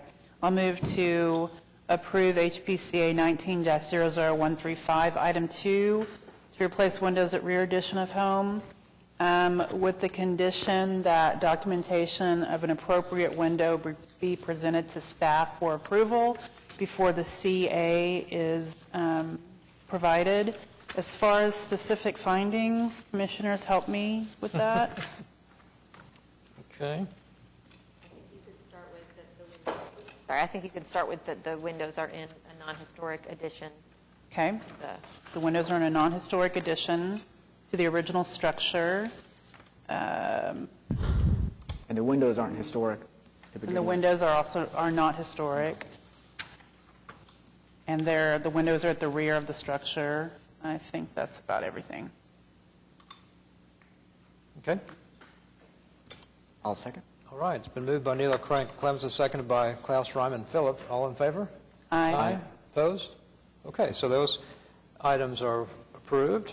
So on the garage construction, clearly we need to continue it because we do not have the documentation require, and you will need to make some edits to your proposal to follow the guidelines. We can continue it to the December meeting, but that would mean you would have to have all of your additional information and documentation to staff by Tuesday of next week, of this coming week. Speedy Gonzalez right here. No problem. I'll have it to you. Do what? I'll have it to you. It's no problem. All right. Okay. So before I'll be you right do on that, what is the proposed design? Well, of he's the going to come garage? back with, This one? yeah. So it's probably fine or it would probably be helpful if you all have any more specific comments on the design. Isn't this the garage currently? Yes. Or the, There is no garage currently. There was a garage that was demolished in demolished. 04. But There was, so that was the previous garage, and Oh, this is the previous garage. I just want to make sure I'm on the right. So when was this demolished? 2004. 2000. Okay, well, generally we awaiting. we want garages to, have the Sure. appearance of the original garage, or similar. So, because we feel like that the garage that was originally designed is what we would call high style, and so we don't accept a high style design in lieu of, what was originally there, which is just a, more of a basic design. And if I may just rebut briefly that it was previously approved. There was a certificate of appropriateness given. They should have built it then. Believe me, I wish they had. Indeed. Wish they had. I wish they had. We would not approve that today. I don't want the garage to compete with the house because the house is. I mean, I like the design. I like Sam's designs. But it just does not fit this house. Could we offer any kind of feedback as to how I can maintain, without going back to an architect and having to do a complete redesign, how would you recommend that maybe I modify that particular?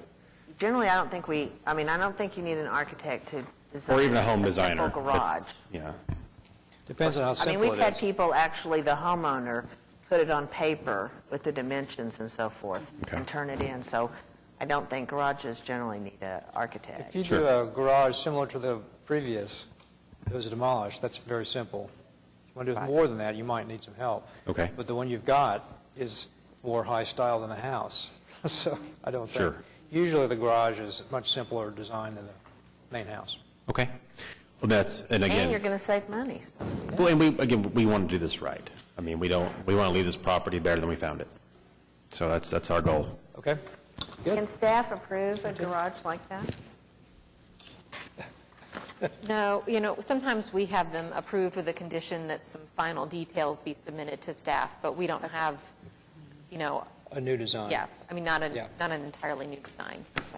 And I'm happy to mimic the original design with just, You'd be safe I with can that. I can rebuild that garage correctly. And as you state, it would be cheaper, certainly. I mean, Can rebuild the existing garage. could staff approve? No, I think rather not. total new construction of a structure, we want that to go to the commission. But if you got the information in, then we could approve it at the next meeting. I will have it in. By Tuesday of next week. No problem. I will move to continue HPCA 19-00135, item 1, to construct the garage. Continue that to December 4th. Yes. Okay? Is there a second? Second. Moved by Neela Clowns and seconded by somebody over here. Taylor Fudge. All in favor? Aye. Opposed? Okay. Continued. Very kind. Thank you all. All right, next. Speaking of Sam Gresham. HPCA 19-136 at 215 Northwest 18th Oh. Street, Heritage Hills, Ward 6. Consideration and possible action on application by Sam Gresham Architects for Amber Matlack for certificate of appropriateness to 1, construct addition elective, 2, close openings in rear wall above addition and at existing mudroom elective, 3, install light fixtures at front entry elective.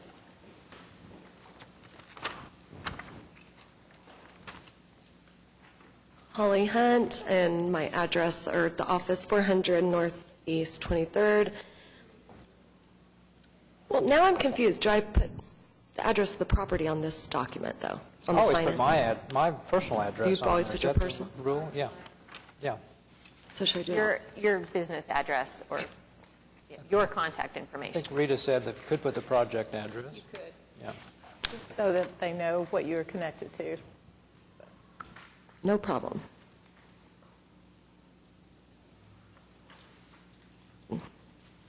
Okay. All right. Neela took a quick break. She'll be right back. Any questions? It's pretty clear.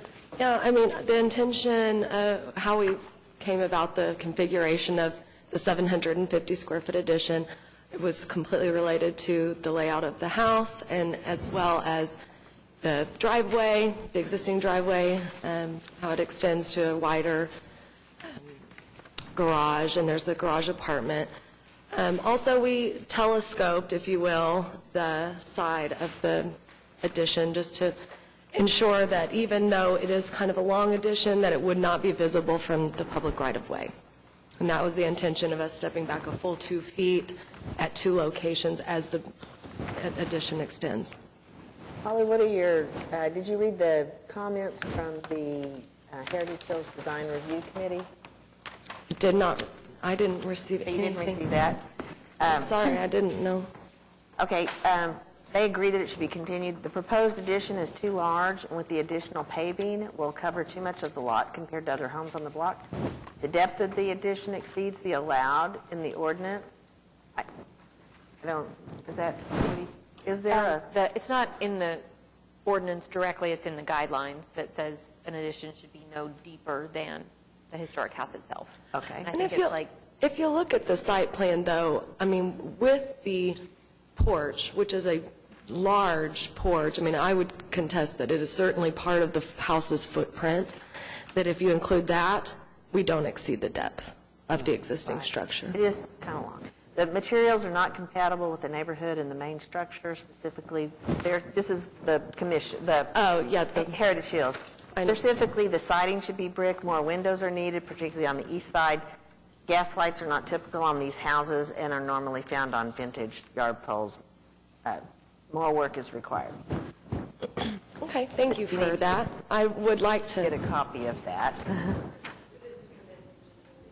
Yeah, just before the meeting. Sorry, we didn't get it to you. I would say similar concerns.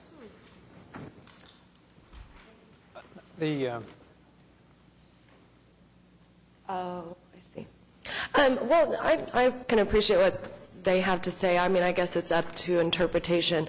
I mean, I feel like we chose a different material just to not try to unauthentically look historic. This is an addition. It's not visible from the right-of-way, so that's why we went with a different material here. We also will be nearly impossible to find similar brick. Maybe not impossible, but we've already, the homeowners already tried to find some matching brick, and it's been very difficult. I mean, sometimes I'm in agreement with that. If the addition was kind of a typical addition that might have had wood on it, but I think this is going to look like a long garage attached to a nice brick house. I don't know the answer to the, I don't have an answer to the. I know. But Well, you know, and when I looked at it and I'm thinking, I know where they're going with that. I know you're trying to make it distinguished, but it seems like it's almost, you know, in this case with this house, it's kind of a tough one. You know, if it was just a little one, like a, you know, you'd enclosed a laundry or something and maybe you went up and it was kind of square, but this long, skinny wood thing, I think kind of looks. Well, again, we review these documents. Go ahead. I kind of agree. If you look at the east elevation, the main house, I understand the porch is also part of the house, which would be brick. You look at the addition, it is longer than the main part of the house. So it's usually an addition, if it's going to change materials, would be secondary in length. Right. So I almost would say, just conceptually, if the first part where it jogs was brick, and then maybe the back part, if you want to differentiate, but I understand that the brick might be hard to match. See, the way I saw this, I recognize your concerns with the different material. I think if, to me, I don't have a problem with the size of it necessarily, just the way the massing in conjunction or as it relates to the existing house. To me, I think it would make a lot of sense. I don't know if there's a reason why you avoided going two-story, but to me, if you just took that extra piece that's on the back, stuck it on the other side, and, you know, I think the change of material is fine then. I think it would feel. In most cases, this one just looks, it almost looks like though there's another house behind it on the other side or something. It just doesn't feel like it's made a good connection there. I will just make mention here. I know we review these drawings in 2 dimensions in front of you, and so, yeah, it appears to be very long. But I would beg you to try to envision this on this site and in such a way you're never going to see directly straight on that east wall and be able to notice that it's a greater depth than the building. I think what we were trying to do, and to your point, Klaus, the addition is at a different finished floor level than the main house. It's actually at the level where you enter the building at the rear door. So you enter to a landing, go up a little half flight of steps to the main level. So two-story is problematic in that way. We would basically be creating a whole nother stair from the second floor down to the, Holly? Yes. I would say look at the west elevation and look at the east elevation, and I think, the west elevation to me looks much better. In proportion. But in proportion, it also has, the windows and the doors, so it has more of a house feel. The other one just, to me, looks like the side of the garage. And I know inside there's certain activities you want to do, but Well, I was going to say west that... looks okay, east looks I was going to say that the master bedroom, I don't see why you couldn't have some windows on the east, because that would help that, minimize that I think long we're wall totally effect. amenable to adding windows. What's that? I think we're totally amenable to adding windows. Oh, a couple on either side of the, put the bed in the middle. Yeah, I mean, that's a fine suggestion, and I think that's just it. If it's just adding windows that makes it look too utilitarian, I think is what we're talking about. If that's the case, I think adding windows is a super easy fix, and we can certainly do that. We were just trying to suit the needs of the floor plan for the new family, along with the 750 square footage plus the site restrictions, trying to avoid it being viewed from the front of the house. is there a I'm sorry. Have you looked for a brick that would match? Yes, I believe Ms. Matlack's contractor has, and that's what led us to think, I don't think we're going to have enough brick to Well, match. that's what I was going to say. If you can find some, the first part of the addition, if that could be brick, to me, that would help the massing, because it would make the second portion, where the bedroom is, appear to be secondary to the main house. So if you could just do that part, if you could find enough brick for that, really, that's just one wall. Just the one wall on the one side? Yeah. Not even on both sides? Yeah, on the Can west I side. bring the homeowner up? She's reminding me of the brick issue. Okay. Do you mind telling me? Hi. Amber Matlack, owner of the house. I don't know at what point, maybe they corrected some structural cracking or settling over time, but they have actually done a mortar over the original mortar that is actually red that matches the brick, to the point that I'm a little I know we're probably going to have trouble even getting that to be the exact same color, and I'm not sure why that was done. We think it was probably done at some point to mask because they couldn't match it. I'd come look at it, because if anybody else knows exactly what's going on there, that'd be great. Could you describe it again?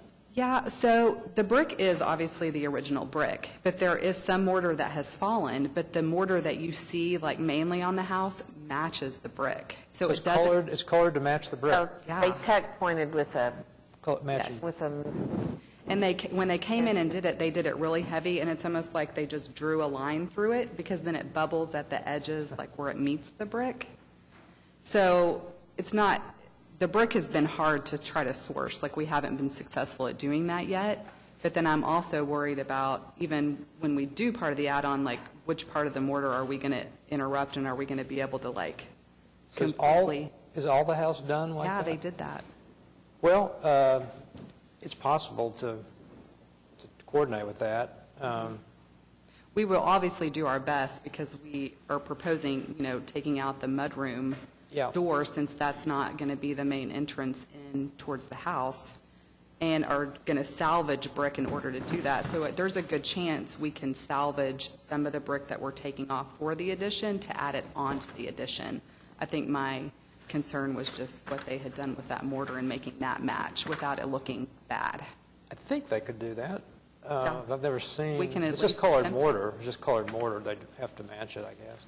And I've usually had pretty good luck at used brick yards finding at least a certain quantity, not a whole house maybe, but one addition. But we're hoping there'll be enough to at least do where you're going to see where the mudroom door is and where the windows are going to come out, being able to take some of that, definitely repurpose We have what a we close-up have. of that brick. Any other photographs? I don't know, I still have a little bit of problems with the massing. I feel like it feels like there's an addition tacked onto an addition, kind of accordions back. To me, I just feel, the way the house is designed, two-story, I think a two-story addition that's kind of up against the house would be more appropriate from an architectural standpoint. And I think then the material change wouldn't be as big an issue.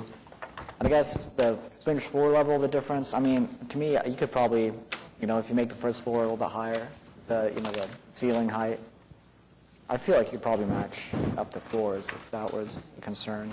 But I'm looking at the photographs in the staff report, and the brick doesn't look like it's that hard to match, or the mortar is not that, it does contrast somewhat.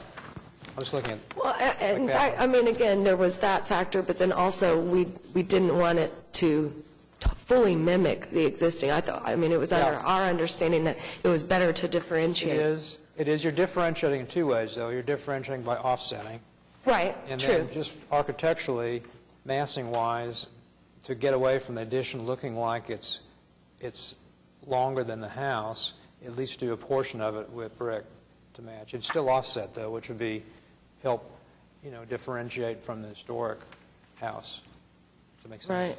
I'm in agreement with Klaus. I feel like in this situation, perhaps a two-story addition would be more appropriate because it just feels too deep. It looks visually too deep to me.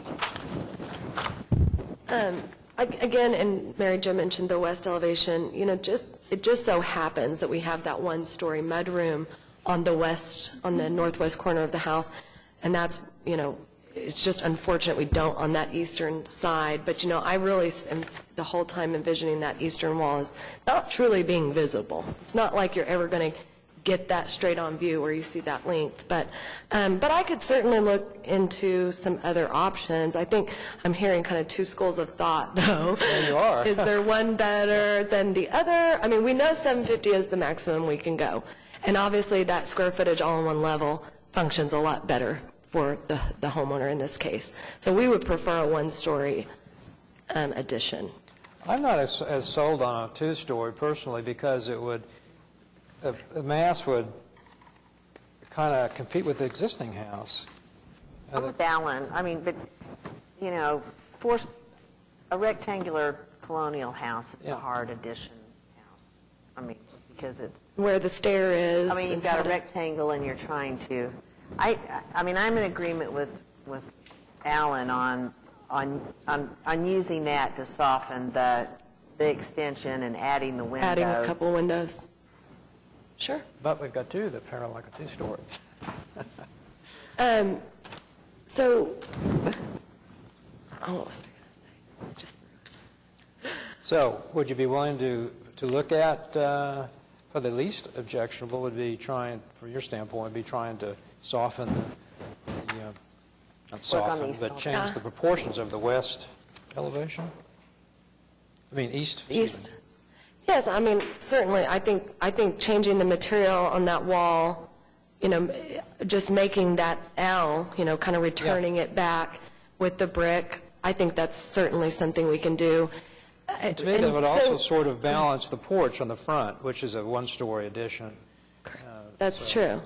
Anyway, Right. That's my thought. Okay, no, I think that's a great suggestion, something we can easily do within the same floor plan, and adding the windows, of course, we can do probably two on either side of the bed in floor plan, if you could see them. We'll just grab the same window size that we see at the front of the house on that east elevation. Those are 34 inches wide, so. You need to resubmit, so. Okay. True. Can we talk about item 2 or 3, I suppose, the gas lights, get y'all's feel on those? I just wanted to point out some things in the staff report that I wasn't really too keen on. One, she talks about an existing light fixture, and it is still there, but this is in no way historic. For one, dead giveaway, it has conduit to it. Conduit exposed on the outside of the brick. So clearly this was added later. The homeowners were given a bunch of information, documentation about this house, and in fact, the porch that you see today was rebuilt at some point along the way. So it reemphasized the symmetry of the home, and that's why we thought, pairing two new light fixtures on either side of the door reemphasized that symmetry that we see on the building. So we felt that would be very appropriate. You can see in this picture right here that that little pole light is actually a gas lantern. So again, I'm very confused why no one feels that that's in use and because historic. that's like a 1950s gas front yard light. Mm-hmm. And gas lights were never I mean, unless documented, maybe they were used at the overholster, but very few houses had gas for, you know, interior or exterior lights, and it's just not of this period to do that. I see. I mean, it's a much older.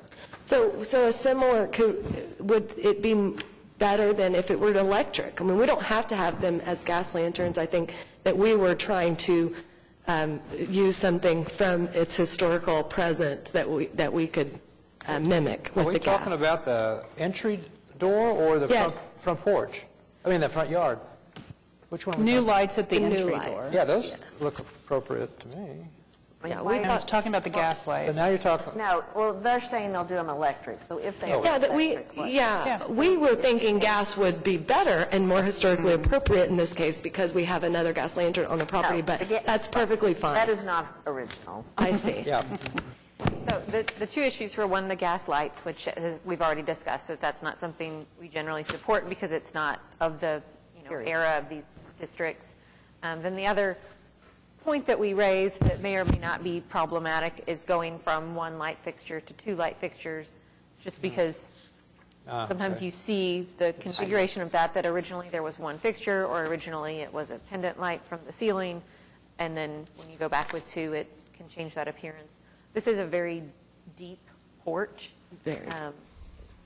So I don't know how, I mean, other than when it's obviously at night when they're lit, but Is there just one little light?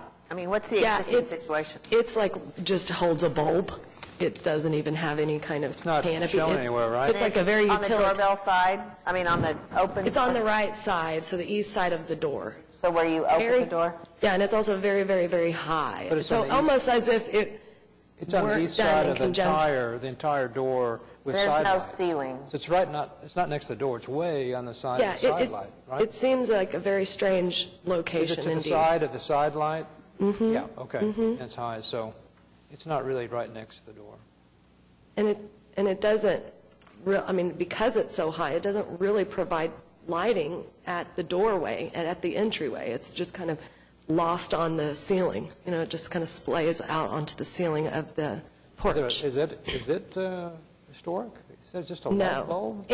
I think the staff report just mentioned its existence. I honest to goodness, went and measured and drew this whole building and did not see that light. So I just Is missed there no it. photograph in here of it? I'd like to just wonder what it was. You can kind of see it Can't there. see it.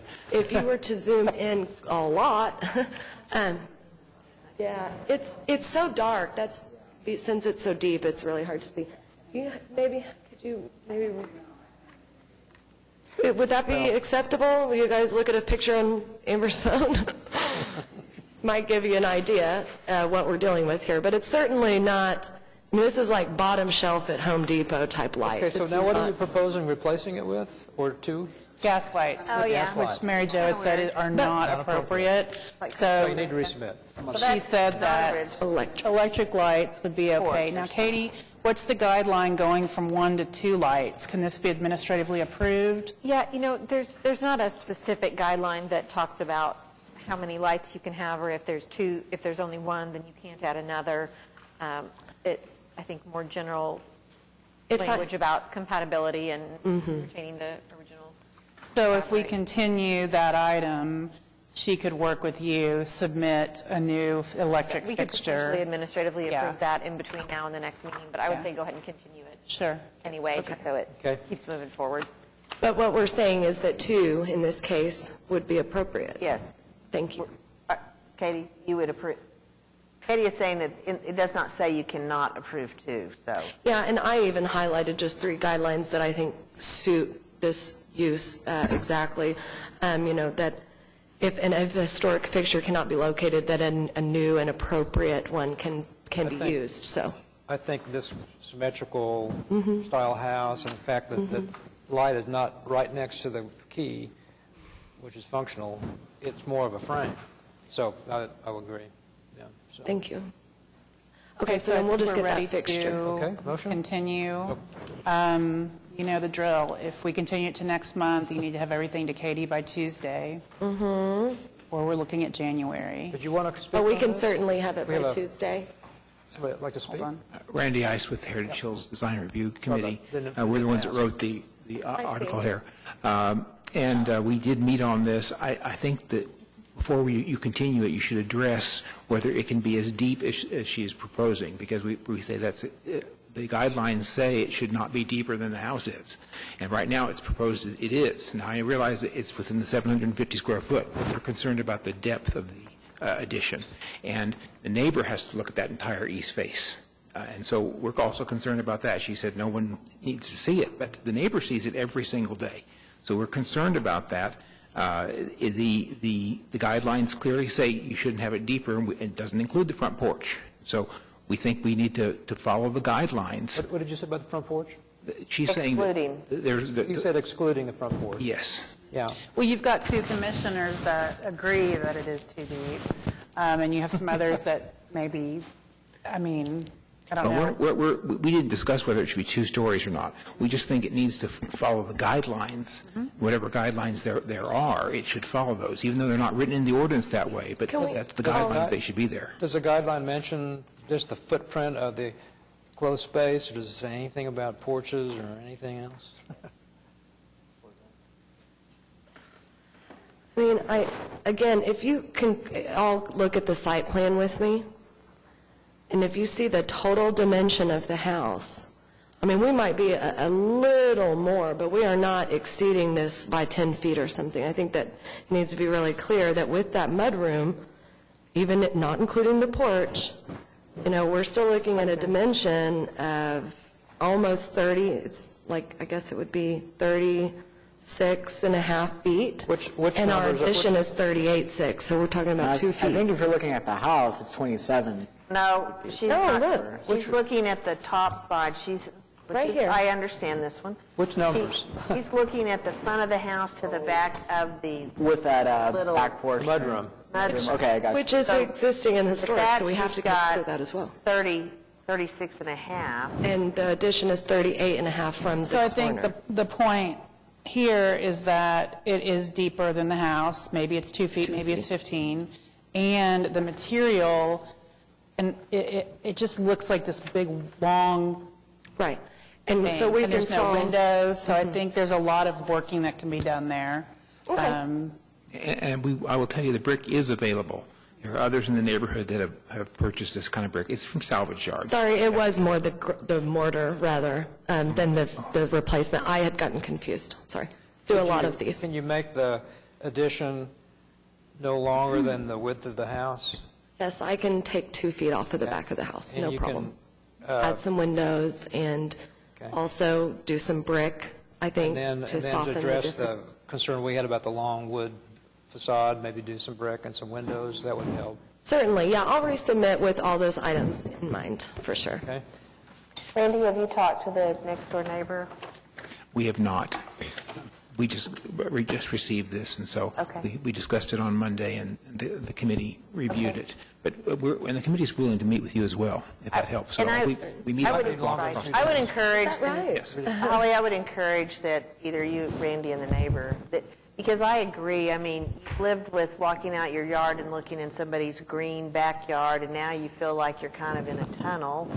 So I think that, you know, there should be some consultation with the next door neighbor. Well, I mean, I think we have to, you know, I will mention, and you can see on the site plan, we have a giant side yard on the east I'm side just of the looking at building. that. What is that? So don't think that this is just going to be right up against their fence line. It will not. There's at least 15 feet. 15? Yes, the side yard is 15, and that's from the chimney. So, I mean, you've got quite a bit, and again, we're stepping back. Well, that maybe you addition, should two different- illustrate that with some drawings when you come back. Sure. Because it sounds like that, then we can at least address their concern. Certainly. So when are we going to continue till, December? Yes, please. so you're going to do all this and meet with neighbors between now and Tuesday?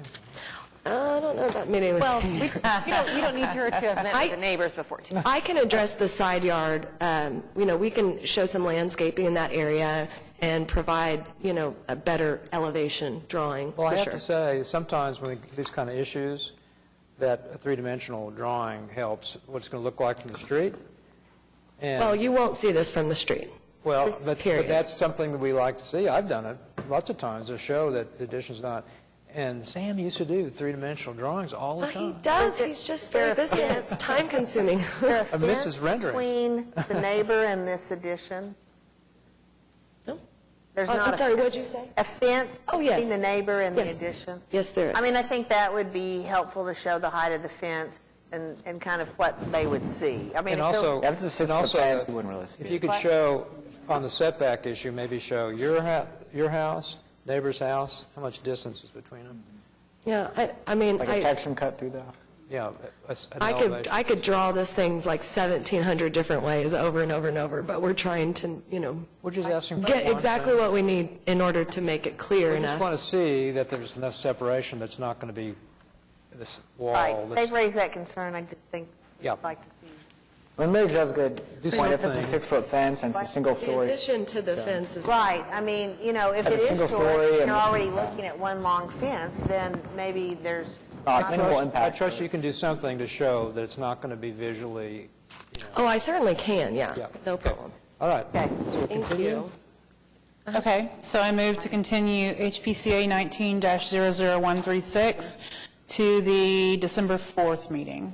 Okay, is there a second? Yeah. second. Moved by Neela Crank Clemens, and seconded by Mary Jo Meacham. All in favor? Aye. Opposed? Thank you. Okay, you're continued to December. Thank you. HPCA 19-137 at 3020 North Walker, Jefferson Park, Ward 2, consideration of possible action on application by Tanya Perez, the Mayan Taqueria, for Mumtaz Khan for certificate of appropriateness to, 1, install sign on north wall. I'm not going to read all of these, but it's to install all their signage and to remove some previously existing signage. This property got a notice because some signage had been painted without a CA and without a sign permit. When we started working with them, we discussed how all of the existing signage, including signs that are just hung inside windows, count against the amount of signage that you're allowed, the amount of square footage of signage that you're allowed. So they are proposing to remove all those existing window signs as they've shown and to paint the signs on. This building has been painted for quite some time, so it was a previously painted masonry building. The signs on the east and north, or west and north facade are well within the allowed signage square footage. Depending on how you calculate it, the signage at their entrance, if you count that as its own standalone wall, they're technically over, but if you count that as part of one of the other walls, which is how I believe Downtown Design Review District does it, then they're still well under what they're allowed for their signage. Okay, you're the applicant? Well, my name is Tanya Perez. I'm the owner of the Mayan Taqueria. I'm in Suite A, but I'm also representing the rest of the building at the moment since there's no tenants for any concerns or questions. Okay. But we have removed any other signage that was not allowed in the windows, just here to concern any questions or... Did you sign in also? Yes, Yeah, I'm okay. signing right. All right.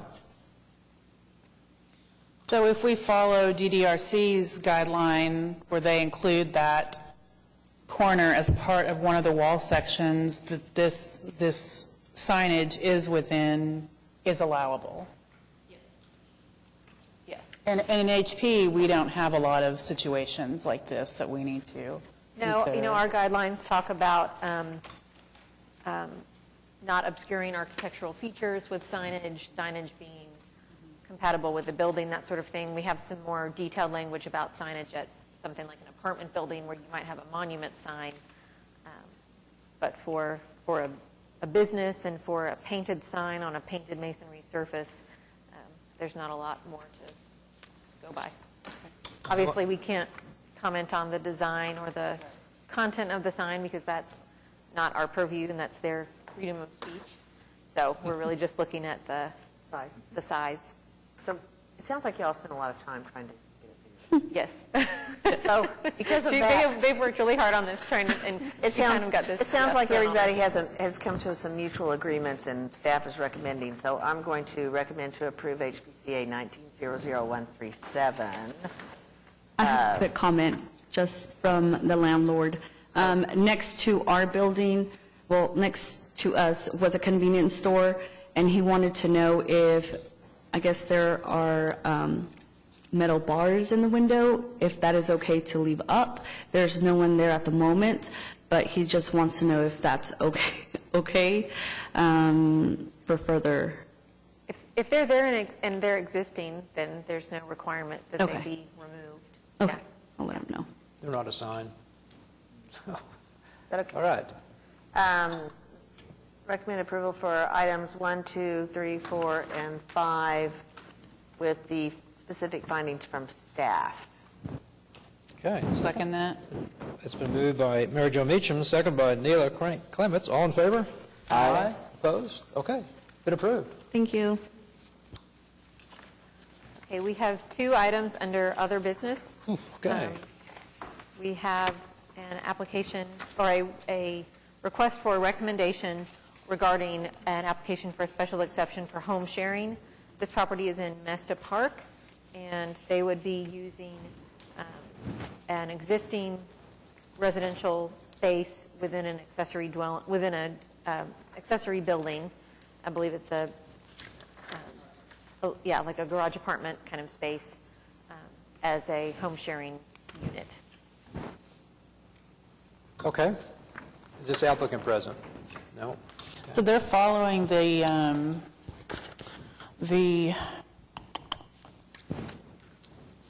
use requirements, being in an HP district, that the owner maintain residence on the property? Yes. Okay. Okay. We did not get detailed comments from Mesta Park, but we did get an email just stating that they agreed with all of the staff recommendations for the meeting. That's important. Mm-hmm. All right. So I would make a, what do you do? How do you do recommendation? Recommend that we approve. Yeah, motion to recommend. Motion to recommend approval for BOA 14679. Okay, it's moved by Mary Jo Meacham, second by Taylor Fudge. All in favor? Aye. Aye. Opposed? Okay. It's been recommended. And Okay, last item is a resolution to support the designation of Route 66 as a National Historic Trail and recommend adoption of the same resolution to City Council. This is prompted by the pending sunset of the National Park Service's Route 66 Corridor Preservation Program, which was kind of a standalone preservation program for Route 66 nationwide. That program is anticipated to sunset, and so Route 66 advocates have been working to get it designated as a National Historic Trail. Most of the National Historic Trails are things like Lewis and Clark, and things that you would more so consider a trail, but there are also, there is Civil Rights Associated Trail in Alabama. There are some others that are more recent history, that Route 66 kind of falls into those categories. So this is something that goes through Congress, and they're asking particularly cities and states that have a portion of Route 66 within their boundaries to voice their support for it. So okay. it doesn't cost us Yeah, why not? anything. It's pretty painless. Okay. So what's the motion then? We adopt a resolution? To adopt the resolution. Okay. Go. It's your turn. I'll make a motion to adopt the resolution designating Route 66 as, we have to note the agenda item, VIIB or 7B? 7B. 7B, as supporting the proposed designation of Route 66 as a National Historic Trail. Okay. Is there a second? Second. Moved by Taylor Fudge and seconded by Neela Clement. All in favor? Aye. Aye. Opposed? Opposed? All right, we've adopted the resolution. And now for communications reports. We have one thing. We did have one report that is in your packet. Did we skim over that? Let's see. Nope. This was just kind of a report. report out on our applicant from a couple of months ago that was going to test some patching techniques on his, or sealant on his brick, so we just wanted to kind of keep you all updated on that as they go along. He has been really good to work with, and I think has learned a lot about how to better take care of That's good. his masonry. So he's going to kind of keep us updated on how that's going. Okay. All right. Administrative approvals? No other items to report on all those. On to nothing. Board of Adjustment, City Council, no update on City Council action? Yeah, we didn't put that on there. So council, not at this previous council meeting, but 2 Tuesdays ago, adopted an amendment to the HP ordinance. The amendment has been bouncing around for months now in different formats. What was finally adopted was a provision that all of our designation process stays the same, except that in the case that the owner does not support the designation, that would immediately generate an item that goes to council, and they would vote on whether or not to impose the 180-day moratorium. So the commission retains the ability to initiate a landmark designation, but imposing the moratorium is council's purview. So if we do that and it goes to council, in between, there is a moratorium in effect, or does in it? effect for 20 days or until it goes to council, I believe whichever comes first. Okay. So I knew there was there's a bunch of if-then statements in that. Yeah. So that's really a pretty good resolution. Who helped us get to that? So I think the mayor stepped in That's what I heard. and crafted a lot of that from hearing what the actual concerns were that everyone was trying to address. So, yep. Okay. Planning Commission, Ad hoc Committee, now you can start doing your work again on potential landmarks. Municipal Councilor, have anything? Okay. The next regularly scheduled meeting for the Historic Preservation Commission is December 4th, 2019 at 2 p.m. at the Municipal Building, City Council Chamber. New applications for this meeting were received November 5th, 2019. New information on projects continued from today's meeting to the upcoming meeting must be submitted to staff by 4 p.m. Tuesday, November 12th, 2019. The next regularly scheduled workshop for the Historic Preservation Commission is Wednesday, December 11th, 2019, from 11:30 a.m. to 1:30 p.m. at 420 West Main, Suite 900. Are there any items from commissioners? Okay. Any citizens to be heard? Okay. There being no further business, we are adjourned.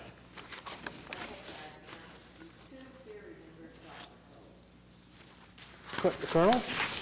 Who? Technicolor, yeah. Yeah. We had Colonel Mosier in our neighborhood, so Captain Coley. Yeah.